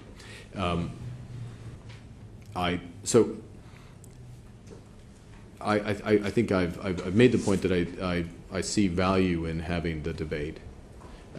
It's clearly a decision for the Chancellor and the government whether they're satisfied with the level of debate or the shape of the debate, and are satisfied to reconfirm or adjust the remit as they see fit. So I'm hesitating to dictate a process to those who have to make those decisions. We've discussed in the questions in recent minutes some of the options that have been canvassed for this, whether it's guidance with thresholds and so on. Another one that you've discussed is nominal GDP targeting. Can you tell us your thoughts on that, and whether you think it's a serious runner as an alternative to the current remit? Yeah. Well, on nominal GDP targeting, and I would go further to specify that this would be a central bank targeting the level of nominal GDP. So real GDP, as we conventionally think about it, plus the level of GDP inflation, and the central bank would look to target the trend of that level. And to put it into context, as I'm sure you're aware, in the UK today, the gap between the pre-crisis trend and now is about 15%. Now, almost all that gap, in fact, all of that gap and a bit more, is because of a shortfall on real growth relative to trend. The actual price level has more or less kept up to trend. But nonetheless, this gap in nominal GDP has made the deleveraging process much harder for individuals because there's less income, much harder for government because of the fiscal feedback loop that's there, and has challenged the recovery. There are advantages, in theory, to nominal GDP level targeting, particularly when an economy is at the zero lower bound, and the advantages are based on inflation expectations, augmenting inflation expectations, and reducing effectively real interest rates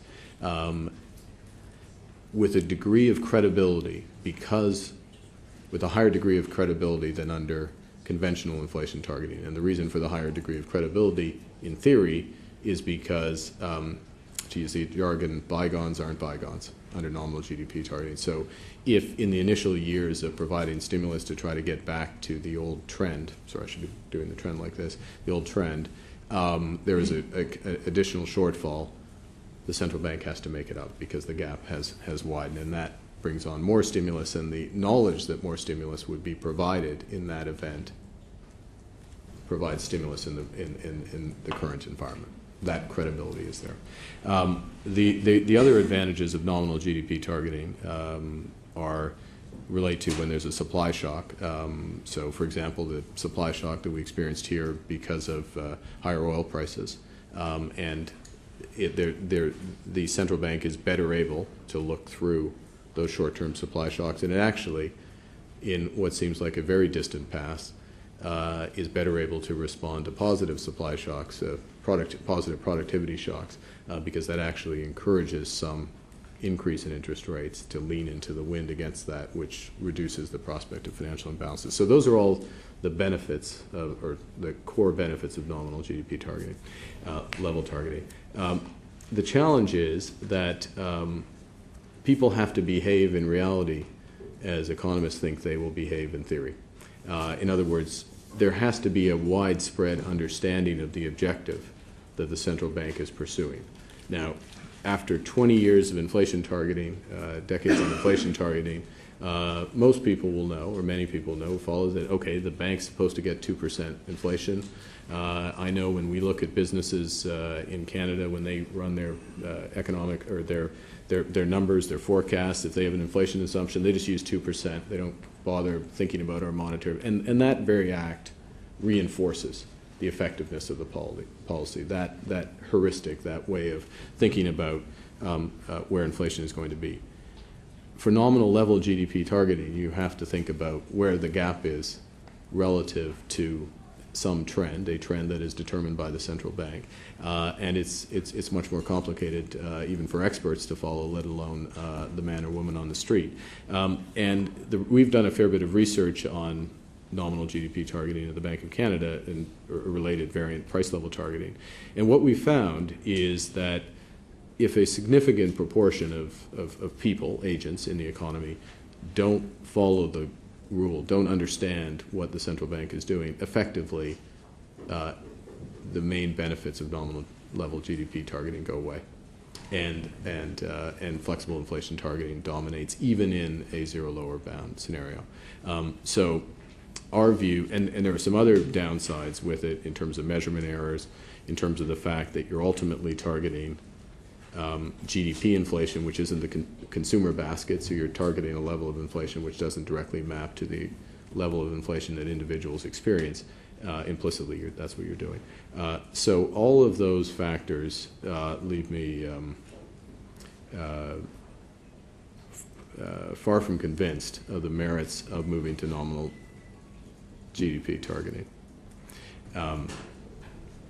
But these are, it is a valid part of the debate if one's looking at a framework because, and I'll end with this and pass back, because its best prospect of success, its most power, and its biggest payoff is in a circumstance when an economy is in exactly the position that the UK economy is in. And so it's entirely appropriate for it to be analyzed in that context. But as I think I've indicated, given what I have experienced, what I've known, the research I've seen, as I sit here today, my view would be that flexible inflation targeting and potentially deployed in a slightly different way, depending on the circumstances, would remain a superior alternative to a shift of framework. It's a very full explanation, thank you. Does part of you worry that in the discussion of these options, there might be a danger in confusing people about what the future MPC remit might be, creating uncertainty about a regime which has been in place for a long time and which, as you say, is well understood? Or do you take the alternative view that actually the conventional tools that have been used in the UK so far have not allowed us to reach what Mr. Moody referred to, your phrase of escape velocity, and growth has been so flat and confidence in the future has been so low that with the arrival of a new governor, it really is time to reconsider the measures in the policy basket in front of us? Well, the latter. I think that the economic circumstances here are clearly exceptional, and as the debate has shown, that there are different points of view, and there is a value to getting those out in the open and coming to a speedy conclusion on that, and moving forward. And as an institution that has delegated responsibility, obviously, reconfirmation or reconfirmation of exactly what exists or some variant of that is what we need in order to discharge our mandate. But I think the process, if I may just reemphasize, I think the process helps address your concern in that if there is a widening range of opinion of what's right and what the role of monetary policy, the process of that debate and reconfirming my view, the value of flexible inflation targeting is in and of itself valuable and important. So even if we looked at all these and we ended up where we are, your belief is that the process of going through that is itself beneficial? Yes, and that is the experience that we haven't had necessarily difficult debates in Canada, but there have from time to time been important issues over the past 2 decades that have come out during these review processes, and it is valuable. It is valuable because it leads to broader shared understanding of what the bank can and can't do. Okay, John Mann. Would it be right to presume, from what you've been saying, that you think it's an appropriate position to take that the Bank of England should feel confident in questioning its own remit? I think that the decision, clearly the decision of remit is a decision for the government. The bank is obviously very well informed on not just the conduct under and the effectiveness of the current remit under various alternatives. In fact, some of the members of the bank, Charlie Bean, for example, are leading experts in some of the alternatives. So I think the bank can play a role in informing that debate. Well, that's not quite the same. I mean, would it be reasonable for the bank to question its own remit, presumably on the basis it felt that there's a question to be asked? I think that if the bank were invited to question its remit, it is reasonable to respond. What if the bank wasn't invited? What if the bank felt that it was appropriate? It depends on how that questioning were conducted. And here's what I mean, is that the bank is given a remit. The bank's job is to execute against that remit and do its best to achieve the objectives of the remit, whatever remit is given to it by government, delegated responsibility. And to go to Mr. McFadden's point, sort of active questioning of that remit can sow confusion about the remit and therefore make it less effective than it otherwise would be. So I would make a distinction between a circumstance where debate has been invited, question has been asked. It's appropriate for the bank to respond to that. It's obviously appropriate. I would also say further, if I may, that it's appropriate as normal course through the research program of the bank that the bank would look at various ways to improve monetary policy frameworks, macroprudential frameworks, publish on that, give evidence, go to conferences, those types of things. But that's distinct from having a bank view that the remit should be changed.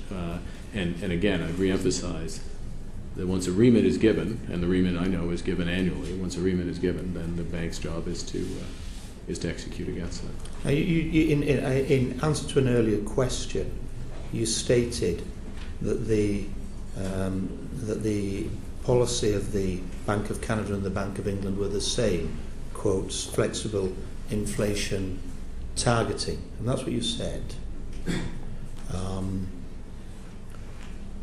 I recall questioning the current governor on precisely this issue at some length, and indeed, I believe it was in 2009, and I've returned to the issue with him since. But very explicitly, I raised the issue with him for quite some time. And he was explicit that there shouldn't be flexible, that the inflation target was the inflation target. So it's not the current policy as outlined by the governor. So you're suggesting quite a significant change of policy happens to be the one that in a sense I was suggesting to him. So why are you suggesting it's the same policy? Well, two things. I'm afraid I'm not familiar with the exchange to which you're referring with Governor King, but I'm familiar with, but I am familiar with speeches and others of Governor King where he does refer to flexible inflation targeting, and in fact he's one of the He is one of the intellectual founders, if you will, of inflation targeting through his research. What we share between the Bank of Canada and the Bank of England is a symmetric target, 2%, a commitment to floating exchange rates, a policy that's anchored around a medium-term objective to achieve that inflation rate, a recognition that that is the best contribution of monetary policy to economic outcomes, and a variance in the time horizon to return to target. Where I think we have differed, and some of this could be the result of the structure of decision making, it could be for other reasons, but where I think we've differed since the crisis has been in the Bank of Canada's definition, maybe greater precision around the definition of what flexibility is in flexible inflation targeting, and how we have deployed that flexibility initially with a conditional commitment, as Mr. Ruffley raised, but also more recently, as I referenced, as we've leaned into the wind in the face of too rapid credit growth. Well, because, eyebrows count for quite a lot, but the exchanges I've had with the Governor were unambiguous, and this terminology has suddenly crept in, flexible inflation targeting. I note that in media briefings overnight, the Chancellor of the Exchequer has used exactly this terminology, and some would suggest that it rather suits the Chancellor in terms of fiscal policy to have such a concept suddenly broadened. And I wondered, as the Chancellor has been using precisely this, how quickly are you going to pour some salt on his head to create a clear independence between yourself as the new Governor of the Bank of England, or are we going to see a shift in that, whereby the role becomes more political, less independent? First, a point of detail, but an important detail. The terminology flexible inflation targeting is not new. The literature on inflation targeting, the academic literature, and the policy usage of the term extends back decades. So this is not a new term. Its use in this context, in this country, has come in since you raised it. Well, I would suggest that the practices of the Bank of Canada initially, but more importantly, of the Federal Reserve recently, have brought, and recalling as well, that it was referenced, Mr. Moody referenced the dual mandate of the Federal Reserve, but the Federal Reserve has defined itself within the past year as a flexible inflation targeting central bank. Defined itself, within the context of its dual mandate, defined itself as a flexible inflation targeting central bank. So the conduct of policy of the Bank of Canada, and as I say, more importantly, of the Federal Reserve, has brought the issue of flexibility more to the fore. But you raise a crucially important point. There is no question, there will be no question about the independence, my independence as Governor of the Bank of England, the independence of the MPC, the independence of the institution. It's enshrined. There is a governance structure that is being put in place that this committee has very importantly contributed to, but there's an absolutely clear structure. We will get a remit. We get a remit. We execute that remit as best as we see fit. And no political influence will come to bear. It might be attempted, but will come to bear and have an influence on the execution of that remit. And that is why, quite appropriately, the focus has been, such focus has been put on accountability and governance. So, but you'll see that the moment it moves from inflation target to flexible inflation target, that flexible is not precisely defined, which is why I happen to agree with that approach. I think it's sensible. However, one has to recognise that A, that is a change, and that B, there is a political dimension, not you or the bank trying to enter politics, but a Chancellor of the Exchequer trying to cling to your coattails because flexibility is great for politicians. The point in this discussion, this broader discussion, which I very much welcome, is to define, circumscribe that flexibility. I think the point that I've been trying to make is that that flexibility does exist, and that flexibility is exercised from time to time to different degrees and with different degrees of transparency across central banks around the world. Best practice would be to clarify exactly how much flexibility the central bank has, in what circumstances, and then delegate to the central bank to exercise that flexibility as it best sees fit to achieve the remit. Do you think we should judge your success on economic growth in the country over the next 5 years? Yeah. So I had one other. I'll put in the last question now. Well, my other's Dr. quite. Carney will be able to. I will. Give a My other's reply quite to separate, and it's because I met our equivalent. I was the only member who met our equivalent committee from Canada 2 weeks ago. And it's an entirely different question, but I would like to throw it in because I think it's important. To summarise, they suggested that one of the strengths of the Canadian economy was that the Bank of Canada had a strong regional input, and therefore it looked at the whole economy. You're moving from Ottawa, which is a small, relatively, city economically within Canada, to London, where one could, if wanted to be mischievous, call it the Bank of the City of London, rather than the Bank of England or the Bank of the UK.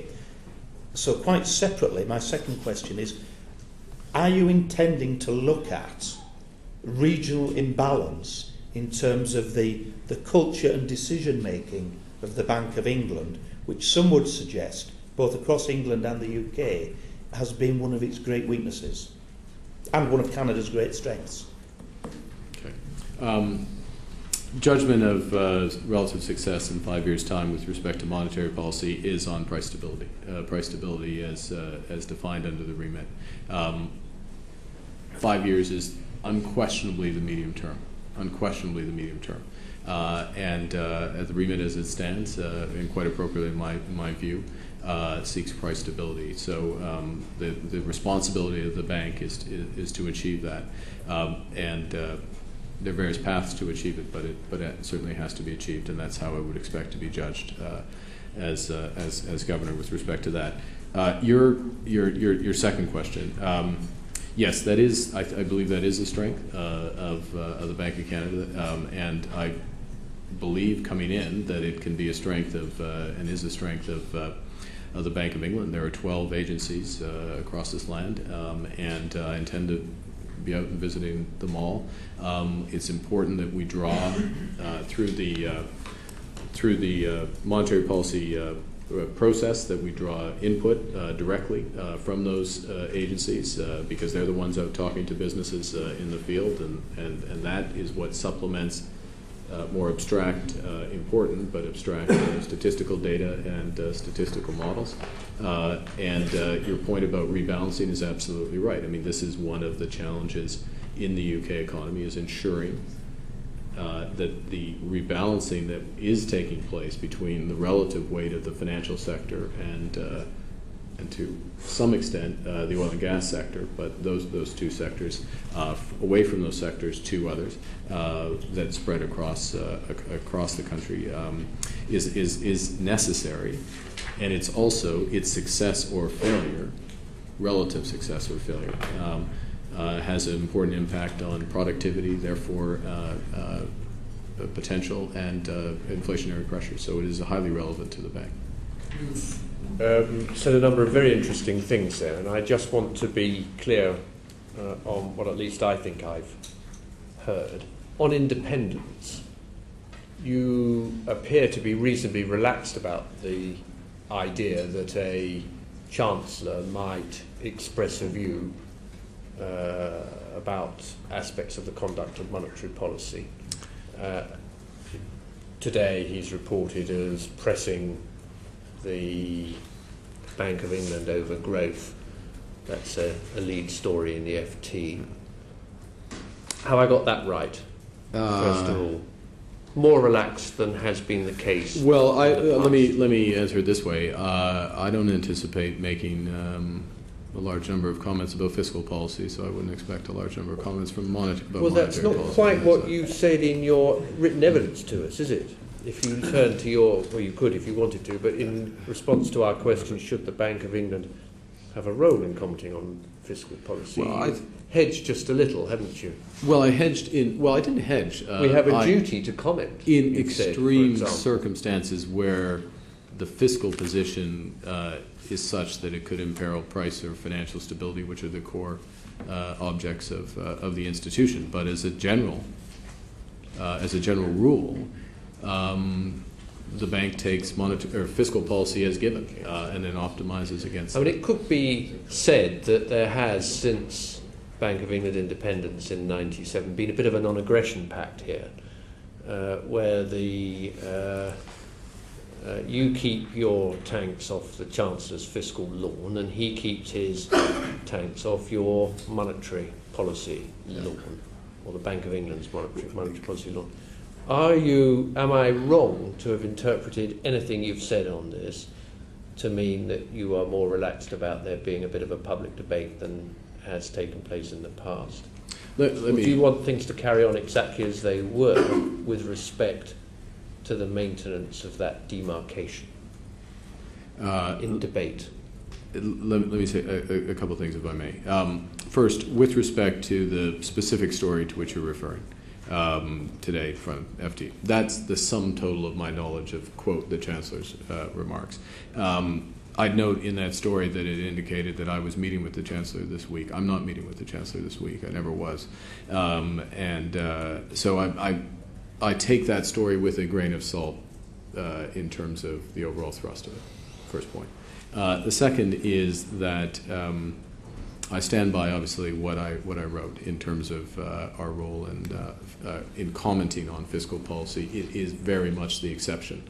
Obviously, we have to be informed about fiscal policy. We have to take it into our forecast. We have to make judgments about the multiplier effects of fiscal policy, but these are antiseptic, objective judgments that then against which we then optimize.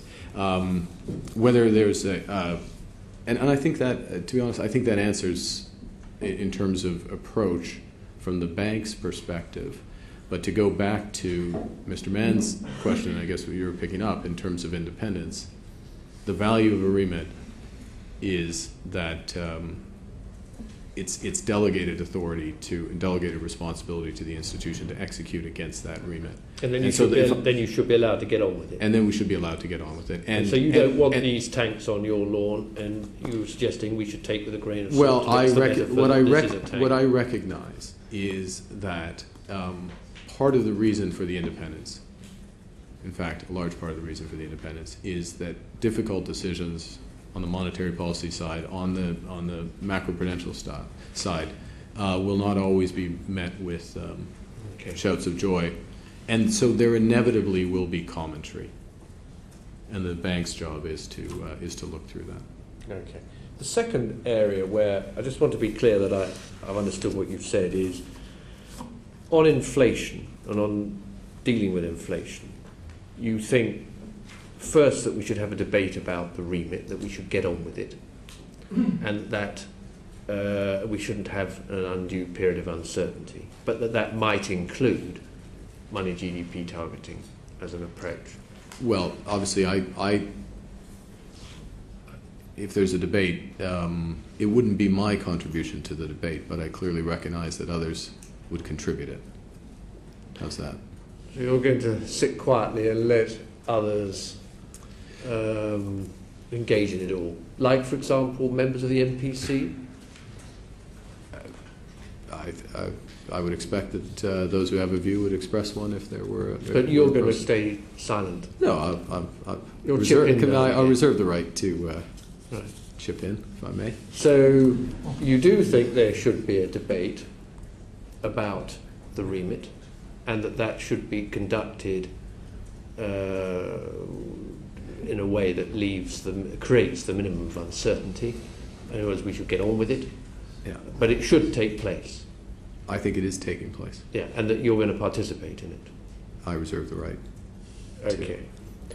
And the second thing you've said, it seems to me, I mean, I'm conflating some extremely interesting remarks, but the second thing it seems to me that you've said is whether or not we change the remit, there's a case for interpreting the remit somewhat differently.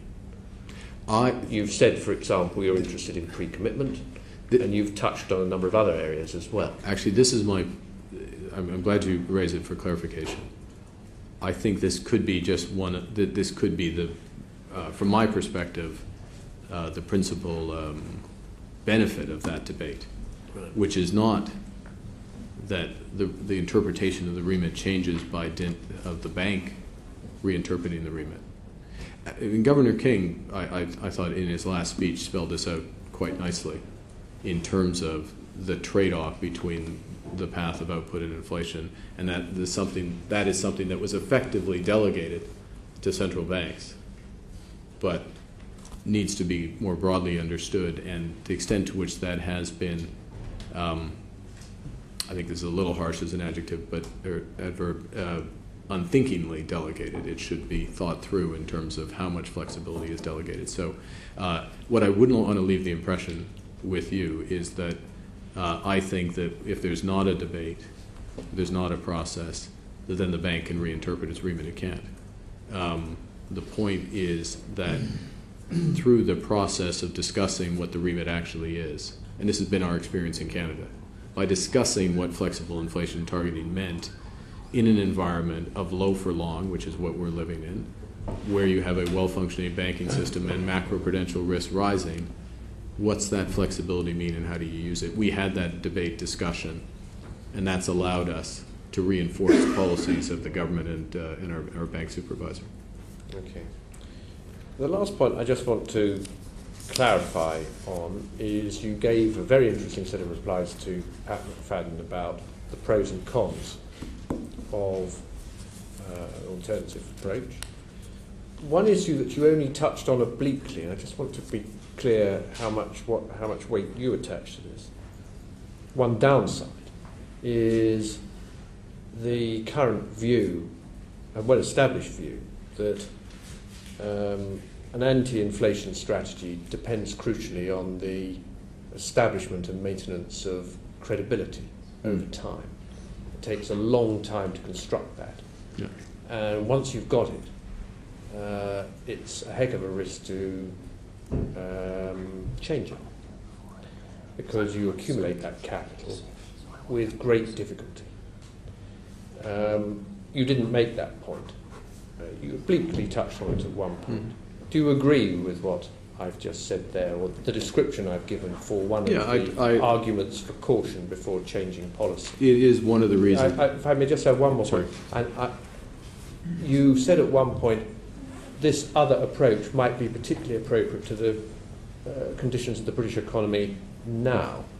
Of course, that may not be the case later. And that brings into relief the question, should we change inflation policy to suit the seasons of the economy? Two excellent questions. I would endorse what you said on credibility. I think that is a consideration. It's one of the reasons why the bar for change is high.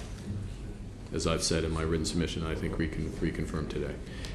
Secondly, yes, there is an issue with temporary adjustment, temporary adoption of a different framework for the economic circumstances. And as I think I've made clear, I'm not advocating a wholesale adjustment of framework to nominal GDP level targeting. Others have. I haven't. But I will recognize that the exceptional economic circumstances in which the UK is in at present and has been for a few years is exactly the type of circumstances in which one would consider doing this. So it is legitimate for people. It's understandable that people have suggested that adjustment. My view is that I'm not convinced, given the risks and other factors, and you rightly reinforce credibility, that it's a risk worth taking. In fact, my view is that using the flexibility under flexible inflation targeting, we can achieve with lower risk, more rapidly, more effectively, the same economic outcomes, and I mean broad economic outcomes in terms of output, employment, and inflation.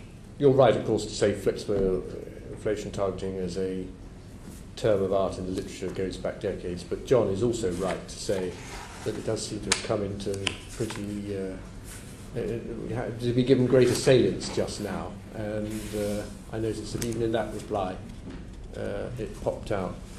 Brooks Newmark. Afternoon now. I appreciated your Economics 101 tuition to Mr. Ruffley earlier. I'd like to, though, focus on QE a little bit more.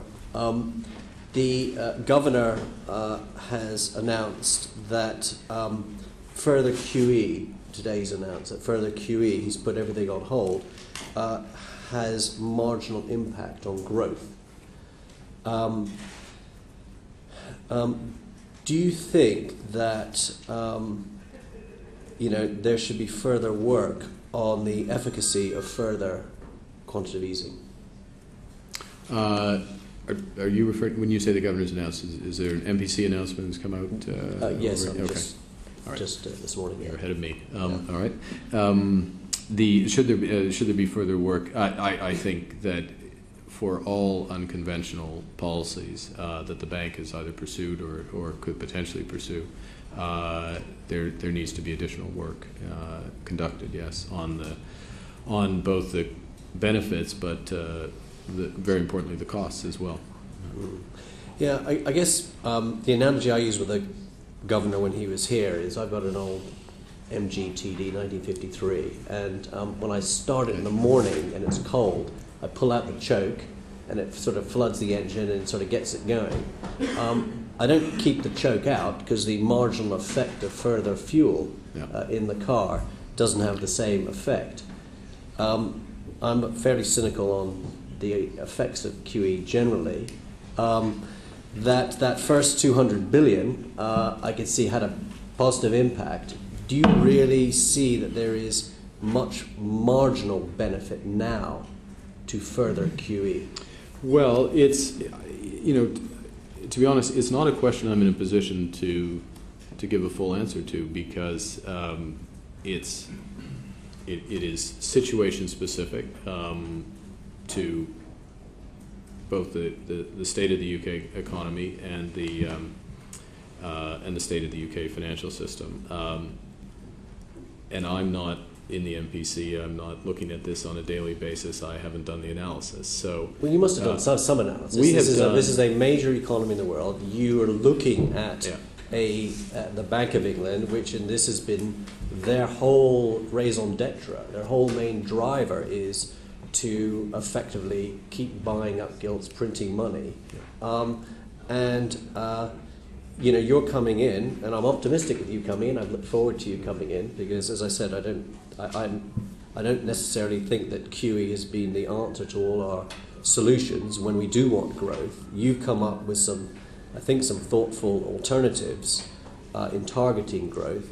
I'm asking you a very simple question, having looked at QE, not just in this country, but the US and the Eurozone and Japan and elsewhere.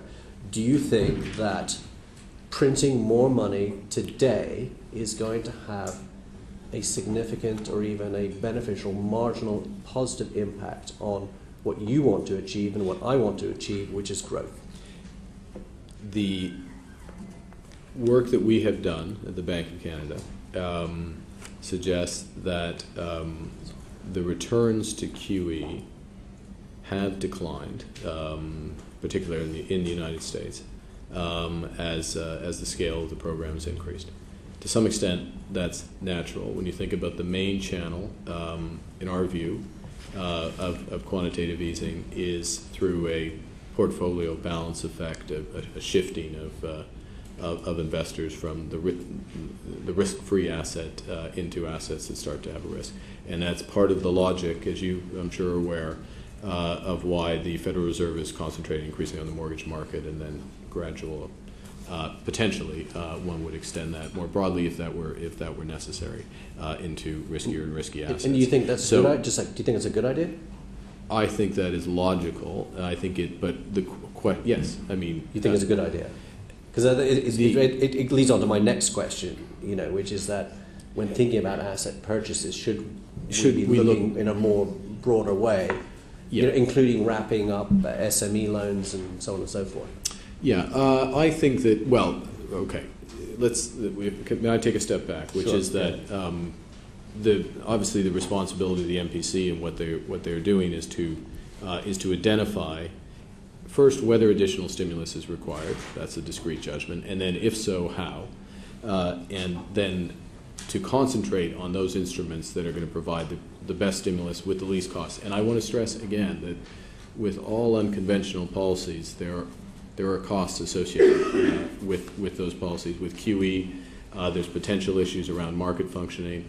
There are broader political economy questions that this committee is looking into. There are issues related to QE, but I would say that the way I would answer the question is that in the current environment, it seems that the efforts of the bank, in conjunction with the FSA and the Treasury, to concentrate on ensuring that bank lending, and particularly bank lending ultimately into the SME, I view, I guess, as the SME channel most effectively targeted and improved through the banks, both through the funding for lending scheme and ensuring that the capitalization of those institutions is transparently adequate. The government is really in the position to make a judgment on SME lending as opposed to credit officers and individual banks? Because effectively what you're saying, or what I know is sort of out there, is that the banks, because of Basel III and everything else, are shoring up their liquidity and their balance sheets and so on. So they got that pressure, but we're also, as politicians, saying we got to get the lending out to small and medium-sized businesses. Maybe a way of doing that is having the government stand sort of behind that somehow. Is that a good idea or not? In the manner in which you expressed it, I would say a superior idea is the construct of the funding of funding for lending, because what happens there is that first off, it's neutral. It's the decision of the bank whether or not to extend the marginal loan. It's advantaged in terms of the funding cost, obviously, if it does extend it, and it's also advantaged in terms of capital relief. But there's no direction to lend, and there's certainly no direction to which SME to lend to. What's been established is a neutrality across lending to an SME or another corporate, or lending establishing a mortgage under that scheme. So I think your point, though, to go back, you started with packaging SME loans, providing that. And same thing with mortgages. Doing some sort of asset purchases. Asset-backed security, CLO, CDO, based on SME lending. Which were a great success, by the way, weren't they? There were elements of that market that were. It's very few. I was being very facetious. Few elements of that market I was that being were successful. Facetious. So that's one potential channel. And I guess what I'm suggesting to you is that a more direct and immediate channel would be to go through the banking system, not direct lending, right? But funding for lending effectively. Okay. So when you come in, just to be clear, you're not going to really examine again the idea of actually buying other assets, because you're sort of or not. I think it's the responsibility of the institution to continue to continually, while we're in this circumstance, evaluate the different options, which would necessarily include buying other assets, and particularly if it's the current judgment of the MPC that additional QE has, and I'm using the quote that you gave me, a quote, marginal impact on growth. I hope that's correct. I don't want to be misquoting them. If the judgment is that, then the responsibility is, if the judgment of the MPC were to be that additional stimulus were needed, then obviously different channels would have to be used. Funding for lending is a channel that has started. There's some early encouraging signs. We have to see where it is when I arrive. But if it were required, one would look at that, but also look at a different range of alternatives. Okay. Well, my final question is, because I appreciate time's ticking on, is that there have been some, good benefits of QE. It's kept interest rates down low. It's meant that constituents of ours who are mortgage holders have had relatively low mortgages. It's meant that corporations have been able to borrow, hopefully a little less expensively than perhaps if there hadn't been any QE program at all. But the people who've paid the price are savers out there, and particularly pensioners. And many of us on this committee have many constituents who've saved up their whole lives. They're earning 0.5% or less on whatever savings they may have, yet sort of the inflation rate is, 3%, and probably on a basket of goods for pensioners' goods is probably closer to 6 or 7%. Do you think that's a price worth paying? For the stimulus that's provided to date by quantitative easing. Yeah. I absolutely recognize that there are broader distributional consequences from quantitative easing. Pensioners in this country, pensioners in Canada are in difficult circumstances because of the low rates of interest. I would underscore pensioners in Canada are in difficult circumstances, and there's been no QE in Canada.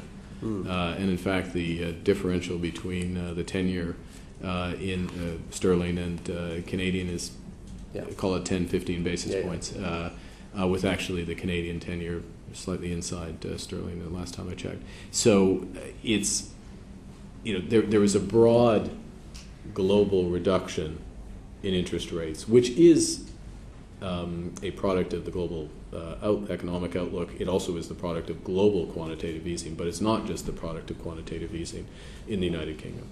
I recognize as well, as I'm sure you would, that the policy has improved, and it's hard to be exact on this, but has improved the valuation of other assets, which, depending on whether one's about to become a pensioner or whether one's an existing pensioner or whether you're running a defined benefit plan in surplus or deficit, accrues more or less to your benefit. Obviously, if you're on a fixed pension or you have a fixed savings and you're reliant on gilt rates for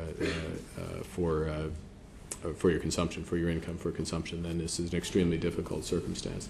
But the responsibility of the bank is the broad economy, and we have to keep that focus. Andrew Lesson. Sorry. Dr. Carney, I'd like to talk to you briefly about the Eurozone.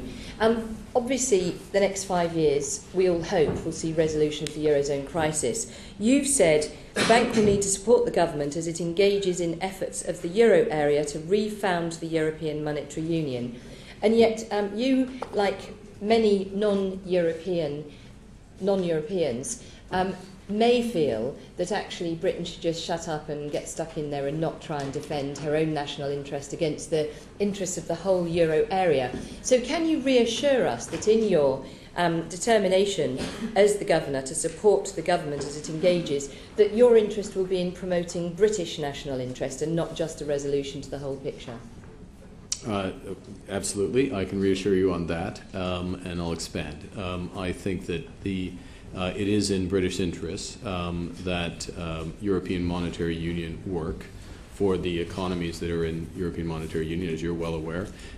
This is Britain's largest trading partner and will be for the foreseeable future, certainly beyond the end of my term.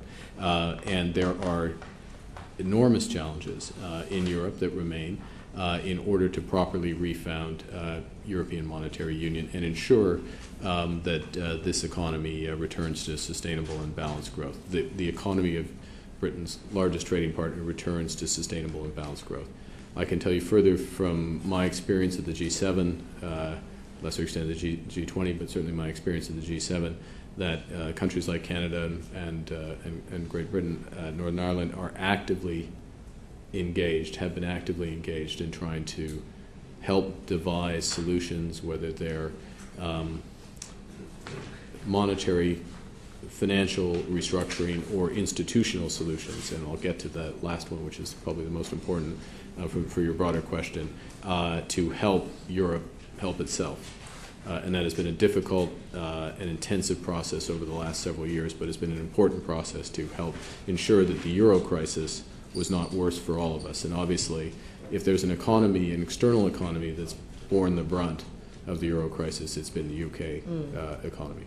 And we need to keep that engagement, and I would anticipate moving from Governor of the Bank of Canada to Governor of the Bank of England that level of engagement, central bank to central bank, in terms of, I think we're moving from the acute phase of the crisis to a more chronic phase, but the crisis management element that is there would continue, and it's absolutely in Britain's interest.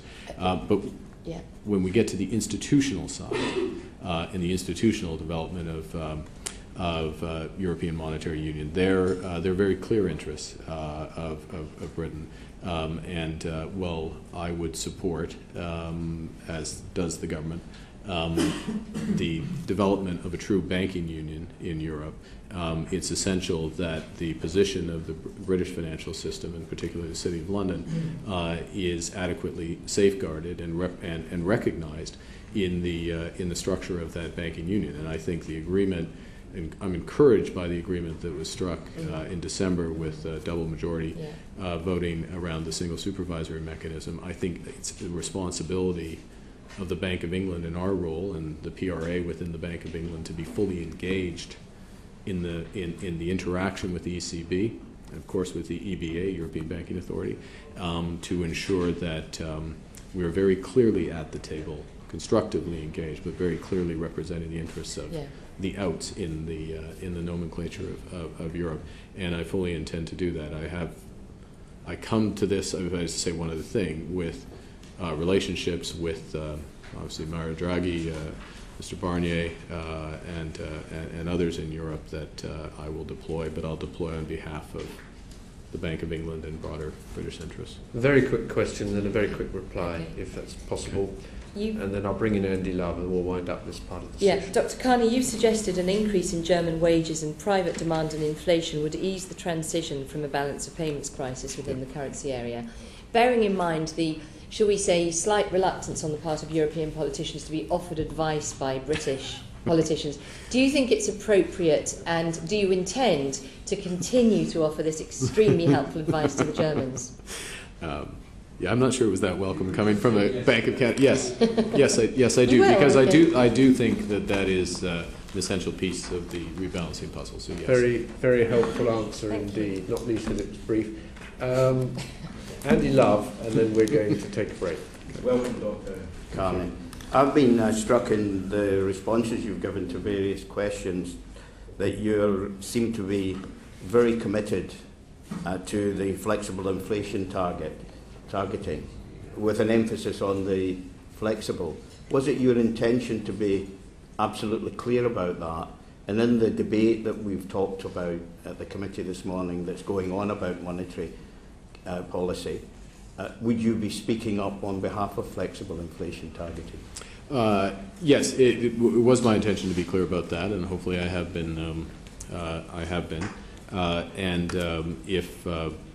If there is an ongoing discussion of this, as appropriate, I would contribute, but recognize my current position in Canada, and I think the best, to some extent, the best contributions I can give is the Canadian experience and observations on what the Federal Reserve is doing and how that might be applicable here.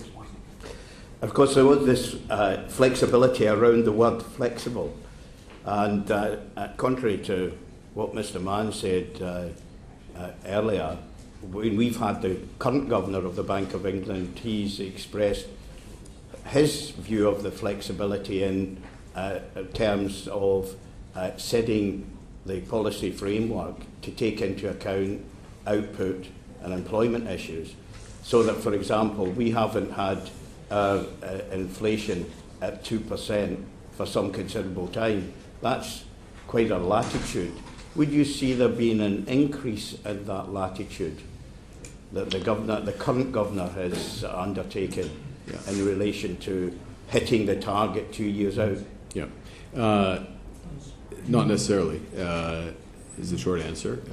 I think there might be a different way of speaking about it, and there could be a different way of speaking about it or formulating what is effectively a very similar policy, by which I mean the current governor is speaking in terms of taking into account output and employment. That is another way of taking into account the timeline over which there is the return. I think the well, maybe I'll stop there and give you the follow-up, because. Well, all I wanted to do was to emphasise that when people have asked why he didn't change bank rate or he didn't change the position as in relation to quantitative easing, he would say that whilst their remit is to get the inflation target to 2% in 2 years out, he had to take into account other factors, and they were important, and that gave him the flexibility. Yeah. I just wondered whether that would continue, and perhaps you would seek even greater flexibility, recognising our economic circumstances at the present time. It's similar motivations for the flexibility. You're absolutely right. I think the MPC, in hindsight, has exercised considerable flexibility. The question is whether there is more flexibility. It is a question of circumstance, and circumstance only once I arrive, whether the economic circumstance is warranted, but whether it would exercise more flexibility transparently ex ante, in advance, an expectation that it would take longer to return as opposed to a longer return. The Monetary Policy Committee appears to be concerned about the level of inflation at the current time and the fact that we haven't brought it back to 2%, and that seems to be the rationale for not increasing quantitative easing at the present time. What do you see? You've mentioned several times during contributions the exceptional nature of economic circumstances. How exceptional do they need to be before there will be positive action to boost the economy? Well, again, I'm slightly handcuffed because I haven't seen what the MPC has said. I'd make the point that in some cases, if there is a deterioration in the output-employment trade-off, in other words, I'll do a hypothetical because I haven't seen what they said, but if the view is that inflation is going to return to target later than originally expected, and there is no reduction in stimulus, that is exercising flexibility as well. If you follow, that shouldn't be underplayed. Just because there's not positive action of additional stimulus doesn't mean there is not considerable stimulus that's being provided. And in the context, if there were a deterioration in the return to target, then that is stimulative. That action is stimulative. If a question can be quick, I hope that I'll get an answer, of course. Lord Turner, earlier this week, chairman of the FSA, earlier this week made a speech where he suggested injecting money directly into the economy. Now, when pressed on that, he said it was because of the current economic circumstances. We're bumping along the bottom. We've talked generally about escape velocities. He believes that the circumstances are acute enough to suggest that. Now, I'm not suggesting you would go that far, but is there some recognition of the concerns that he's expressing about where our economy is at the present time and what we need to do in monetary policy terms to move it out of that position? Let me say two things. First, with respect to so-called helicopter money, which was referred to there, I'll just be absolutely clear. I cannot envision a circumstance where I would support that. I cannot envision any circumstance where I would support that as a strategy. And I would say, secondly, that there is considerable policy flexibility that remains within the existing tools of the Bank of England if additional stimulus were required. And we've talked about some of them today. But to your last point, which is that the circumstance of the economy moving sideways, considerable slack, still subject of some debate. The degree of slack, considerable debate, I should say, the degree of slack, but clearly slack in the labor market, in the economy. That circumstance, within the context of price stability over the medium term, that is a circumstance where absolutely, given that there are options that exist for stimulus, the MPC will, I'm sure, continue to evaluate whether it's appropriate to use those. But that's grounded within the overall framework, and I'll pass it back. Well, we're back to high monetary theology again, where we've been for quite a bit of time this morning so far. I think we should take a break now. You've had quite a testing time so far, but you've certainly demonstrated that you know how to handle committees like this, and you've also passed the 3 simple, awkward question tests put to you early on, one that often tripped up candidates in pre-commencement hearings before Congress. I think you look a fit man, so why don't we just have a 5 or 10 minute break? Let's call it 5 minutes, resume, and then we'll do financial policy. Okay, thank you. You want to take me off?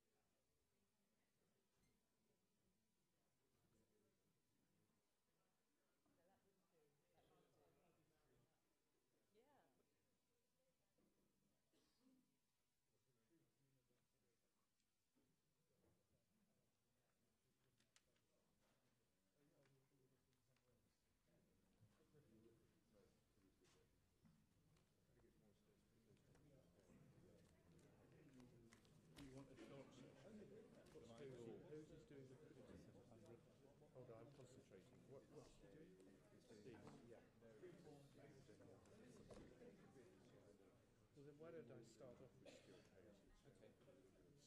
Stuart, why don't I just go straight to you now? Okay, on liquidity. Order.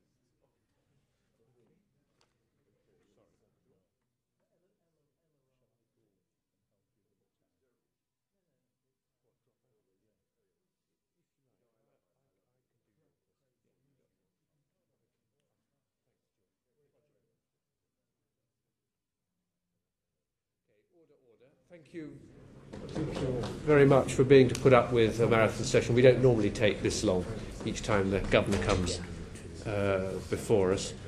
We're now going to take a look at financial policy and the new responsibilities that the bank has acquired as a result of the legislation, and which will be further amended as a consequence of the banking bill that's currently before Parliament. Stuart Hosey. Dr. Carney, in January this year, the group of governors and heads of supervision announced significant changes to the Basel III liquidity rules. That gave the banks an additional 4 years and extended or provided for a wider use of assets as part of the liquidity buffers. How much of that was a pragmatic decision in light of prevailing economic conditions? And how much of that should worry us in terms of it being perceived as a watering down of tougher new rules? Yeah, well, I participated in that meeting, which was chaired by Governor King, as you may know, and wholeheartedly supported the new agreement. And I'll give you a bit of context, which is that the original agreement was we had spent a lot of time on the Basel Capital Agreement, Basel III Capital Agreement. We governors, heads of supervision, had spent a lot less time on the liquidity, the original so-called liquidity coverage ratio, and we'd explicitly signaled that we would be reviewing that LCR over the course of the subsequent year when the original Basel thing was put in place. We made a series of adjustments at that meeting, and they all make sense. And the spirit of that meeting was to get the right ratio, the LCR, liquidity coverage ratio, so that the banks manage their short-term liquidity appropriately, have appropriate liquidity buffers. We wanted to get the right requirement there. And that's why we have a medium-term phase-in. And that phase-in, as you know, it doesn't just start in 4 years, or it starts in a couple of years, and then starts from a 60% ultimately to 100% of the new LCR. So it starts in 2015 and dovetails with the Basel Capital regime. In terms of, but the changes that were made between the two are all, in our opinion, very sensible changes. The definition of what is a liquid asset was broadened to be measured on the basis of liquidity, actual demonstrated and demonstrable liquidity, as opposed to creditworthiness. So originally, effectively, we said the only things that were liquid assets were government bonds. Obviously, you can just look at any of the aspects of the recent experience in peripheral Europe and see that there are a number of government bonds which were anything but liquid, but they would have counted under the old LCR. Whereas equities, listed equities in the main indices, which one might not like the price on a given day, but they're always liquid. You can always buy or sell those securities. So with an appropriate haircut, should be in the denominator, the numerator of the LCR. They were brought in as one example. We also brought in a broader range of corporate bonds and asset-backed securities. All sensible things measured on true liquidity. So the resources that are available to meet short-term obligations of the banks were expanded. But equally importantly, on the basis of evidence, on the basis of experience during the worst financial crisis that since the Great Depression, the assumptions around drawdowns from bank lines, so whether somebody uses a contingent bank line, they ask for the actual money, which is a call on the bank's short-term liquidity, the assumptions around those and runoff rates on deposits, so whether or not depositors take money, corporate or individual depositors take money out of banks. Again, something that we had great experience with, unfortunately, during the financial crisis. So we can actually see what the drawdowns and the runoff rates were. The original specifications were wildly conservative relative to experience. And they were adjusted back to very conservative relative to experience. So the central banks, the governors and the heads of supervision presumably in discussion or under pressure from the commercial banks, who were very critical of the way the liquidity buffer had been put in place, decided to take what you say are these sensible measures. I suppose the question I have is in two parts. Why was there so little focus on liquidity initially with Basel III and so much of a focus only on capital? And secondly, and this is really the key point, now this is likely to be changed, will it result in more lending from the commercial banks into the real economy while maintaining safety of the system? Yeah. Two reasons for the relative focus on capital. First, there was a manifest deficiency in capital as a result of the crisis, in the run-up to the crisis and in the aftermath of the crisis. And it was important to address demonstrated shortcomings of the old Basel II regime, but also to ensure that banks started to move to build capital in a phased approach, but to build capital. Liquidity, there was, as you're probably aware, there was never a liquidity standard in the old Basel II or the old Basel I. So liquidity was new. This was a new standard. We started to put it in place. And it needed, because it was new, there needed to be an observation period and to make adjustments as necessary to that liquidity standard. The second reason why there was less focus on liquidity than capital is because in an environment where liquidity was strained in the major economies, and then now this is largely an issue in Europe as opposed to the other major economies, but in an environment where liquidity is strained, this is not a minimum. The liquidity standards are buffers, not minimum. And so the point is, in a strained environment, banks should be able to draw on these buffers, and as necessary, central banks provide backstop liquidity through a variety of facilities. So all of those aspects argued for immediate focus on capital, take your time to get liquidity right, adjust liquidity because it's new as appropriate, and I think it has been appropriately adjusted. And I just underscore, to go back to the lending point, is that the behavior in some markets, those markets that are liquidity strained, was that there was an argument from the banks, to which I don't fully subscribe, quite frankly, but there was an argument from the banks that the presence of the liquidity standard was exacerbating pressure on funding liquidity for those institutions, and that was restricting lending to the real economy. I think in the end, the far more important thing, particularly in the European context, is concerns about adequate capitalization of those institutions, and that's what is being gradually addressed and could be more aggressively addressed. Just one final small question. This issue about using buffers, liquidity buffers or capital buffers, when there's a strain on the bank, do you think that's understood enough, or do you think that even within banks some people think these are de minimis levels rather than contingent funds to be used when the circumstances demand it? It's the right question. I don't think it is widely enough appreciated either within the institutions or within the broader market that these are buffers that are meant to be drawn upon, and that gets to a question of what's the interaction between these liquidity standards and backstop liquidity of central banks. On that point, the UK's taken a couple of policy initiatives in order to try and ease the liquidity positions of banks in order to encourage them to lend. Have they done enough to eliminate the stigma attached to going to the discount window?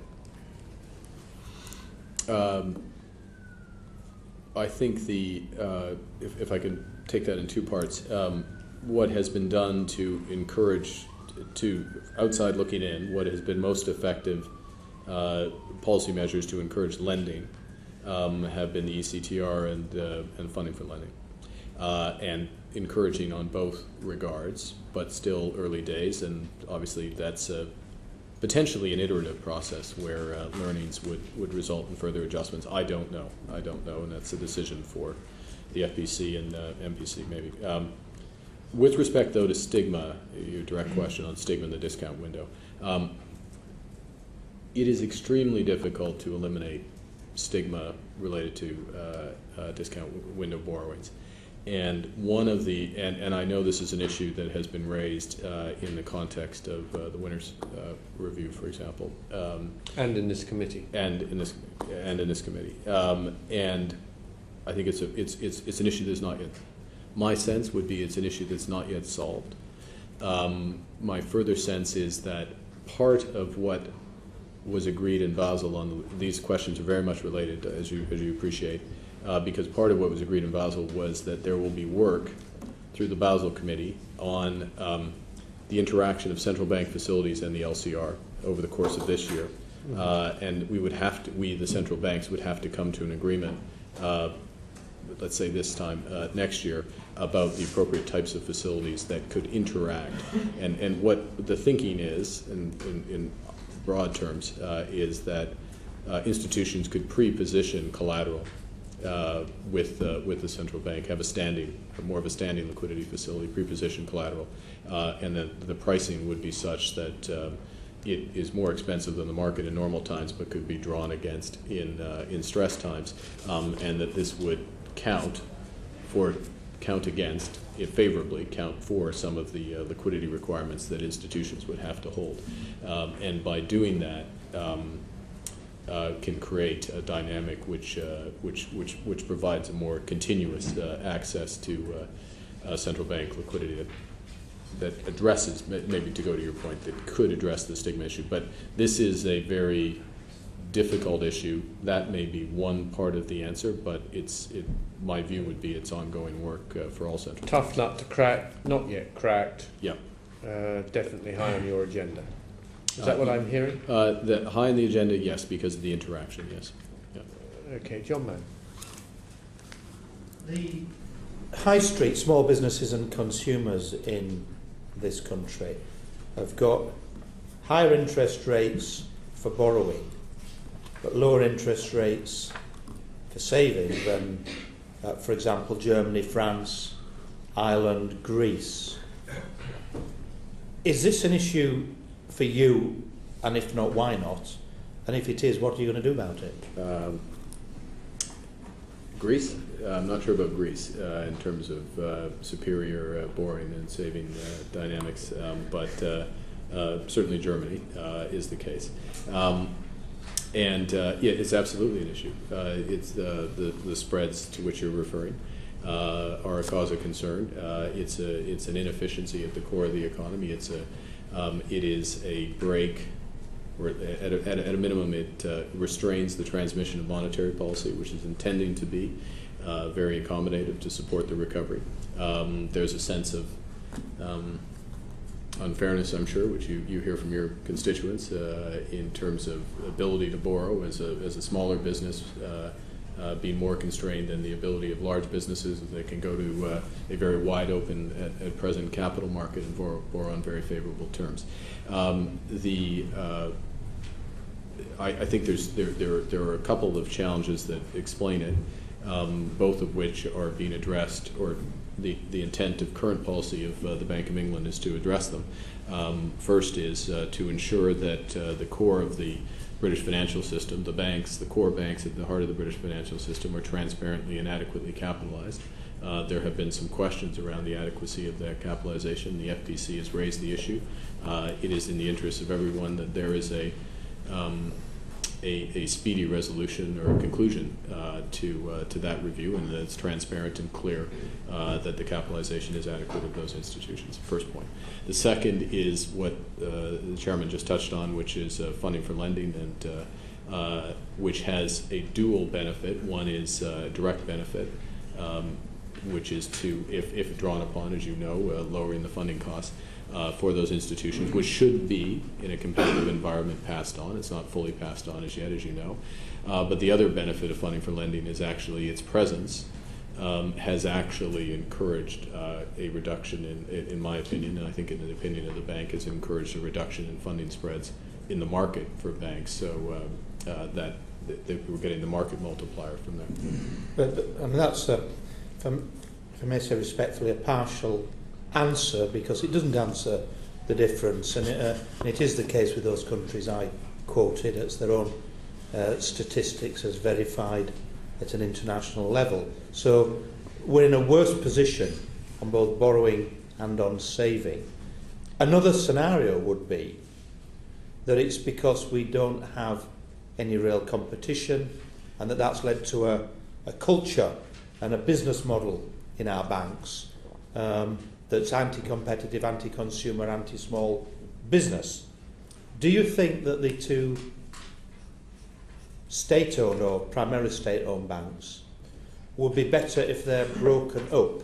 And if so, do you intend to press for that? With respect to the direct question, I don't know is the honest answer. I haven't looked at the particular circumstances of either of those two institutions and the relative merits, economies of scale, scope that would be necessary. The valuation potentially could be achieved in the ultimate interest of the taxpayer. The first point. Second point is that without question, competition and measures to improve competition in financial services, including in this country, are extremely important. There are some measures I'm aware that this committee has focused on that have been taken up this week by the Chancellor, and that would appear to be welcome. There's other measures that can, I'm sure, be taken. From the Bank of England's perspective, from our perspective, we have to ensure that the facilities that we provide, whether it's in liquidity, funding for lending, as examples, that they are available to as wide a range of institutions as possible, so that we are not skewing the competitive landscape in any way, shape, or form. And with 39, I believe, institutions signed up for funding for lending, I think that is the case there.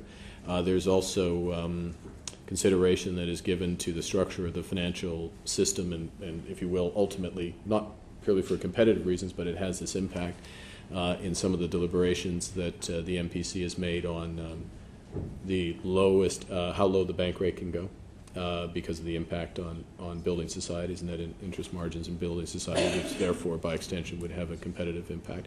But I guess I would make the point, respecting that the core mandates of the institution. So we do these things to ensure that we are not hindering and in doing so with a level playing field, promoting competition in that regard. The promotion of competition in financial services is more primary responsibility, as you know, for the FCA than it is for the Bank of England. And we have to ensure that we discharge against our demonstrated, our given remits. One of my colleagues, I think we'll come back to that in a minute, but I'd just like to move on to, use my time to move on to a separate area. If we take the 50 largest banks in the world, then every single one of them has been embroiled in the last year or two in criminal fraud, without exception. So the consumers and the general public are rather cynical about banking, and I'm quite sure what their questions to you would be, which is, what are you going to do about all these greedy bankers? But I wanted to angle in on a slightly different angle, which is the US regulators have been far quicker, far more brutal, they've fined more, they've been happier to imprison more than we have in this country. And we've seen that even this week with LIBOR, in terms of the fines levied. What direction do you intend to take banking regulation in this country? More towards that American relative robustness, or more towards the rather softer, gentler and significantly slower approach that we've had traditionally and in recent years in this country?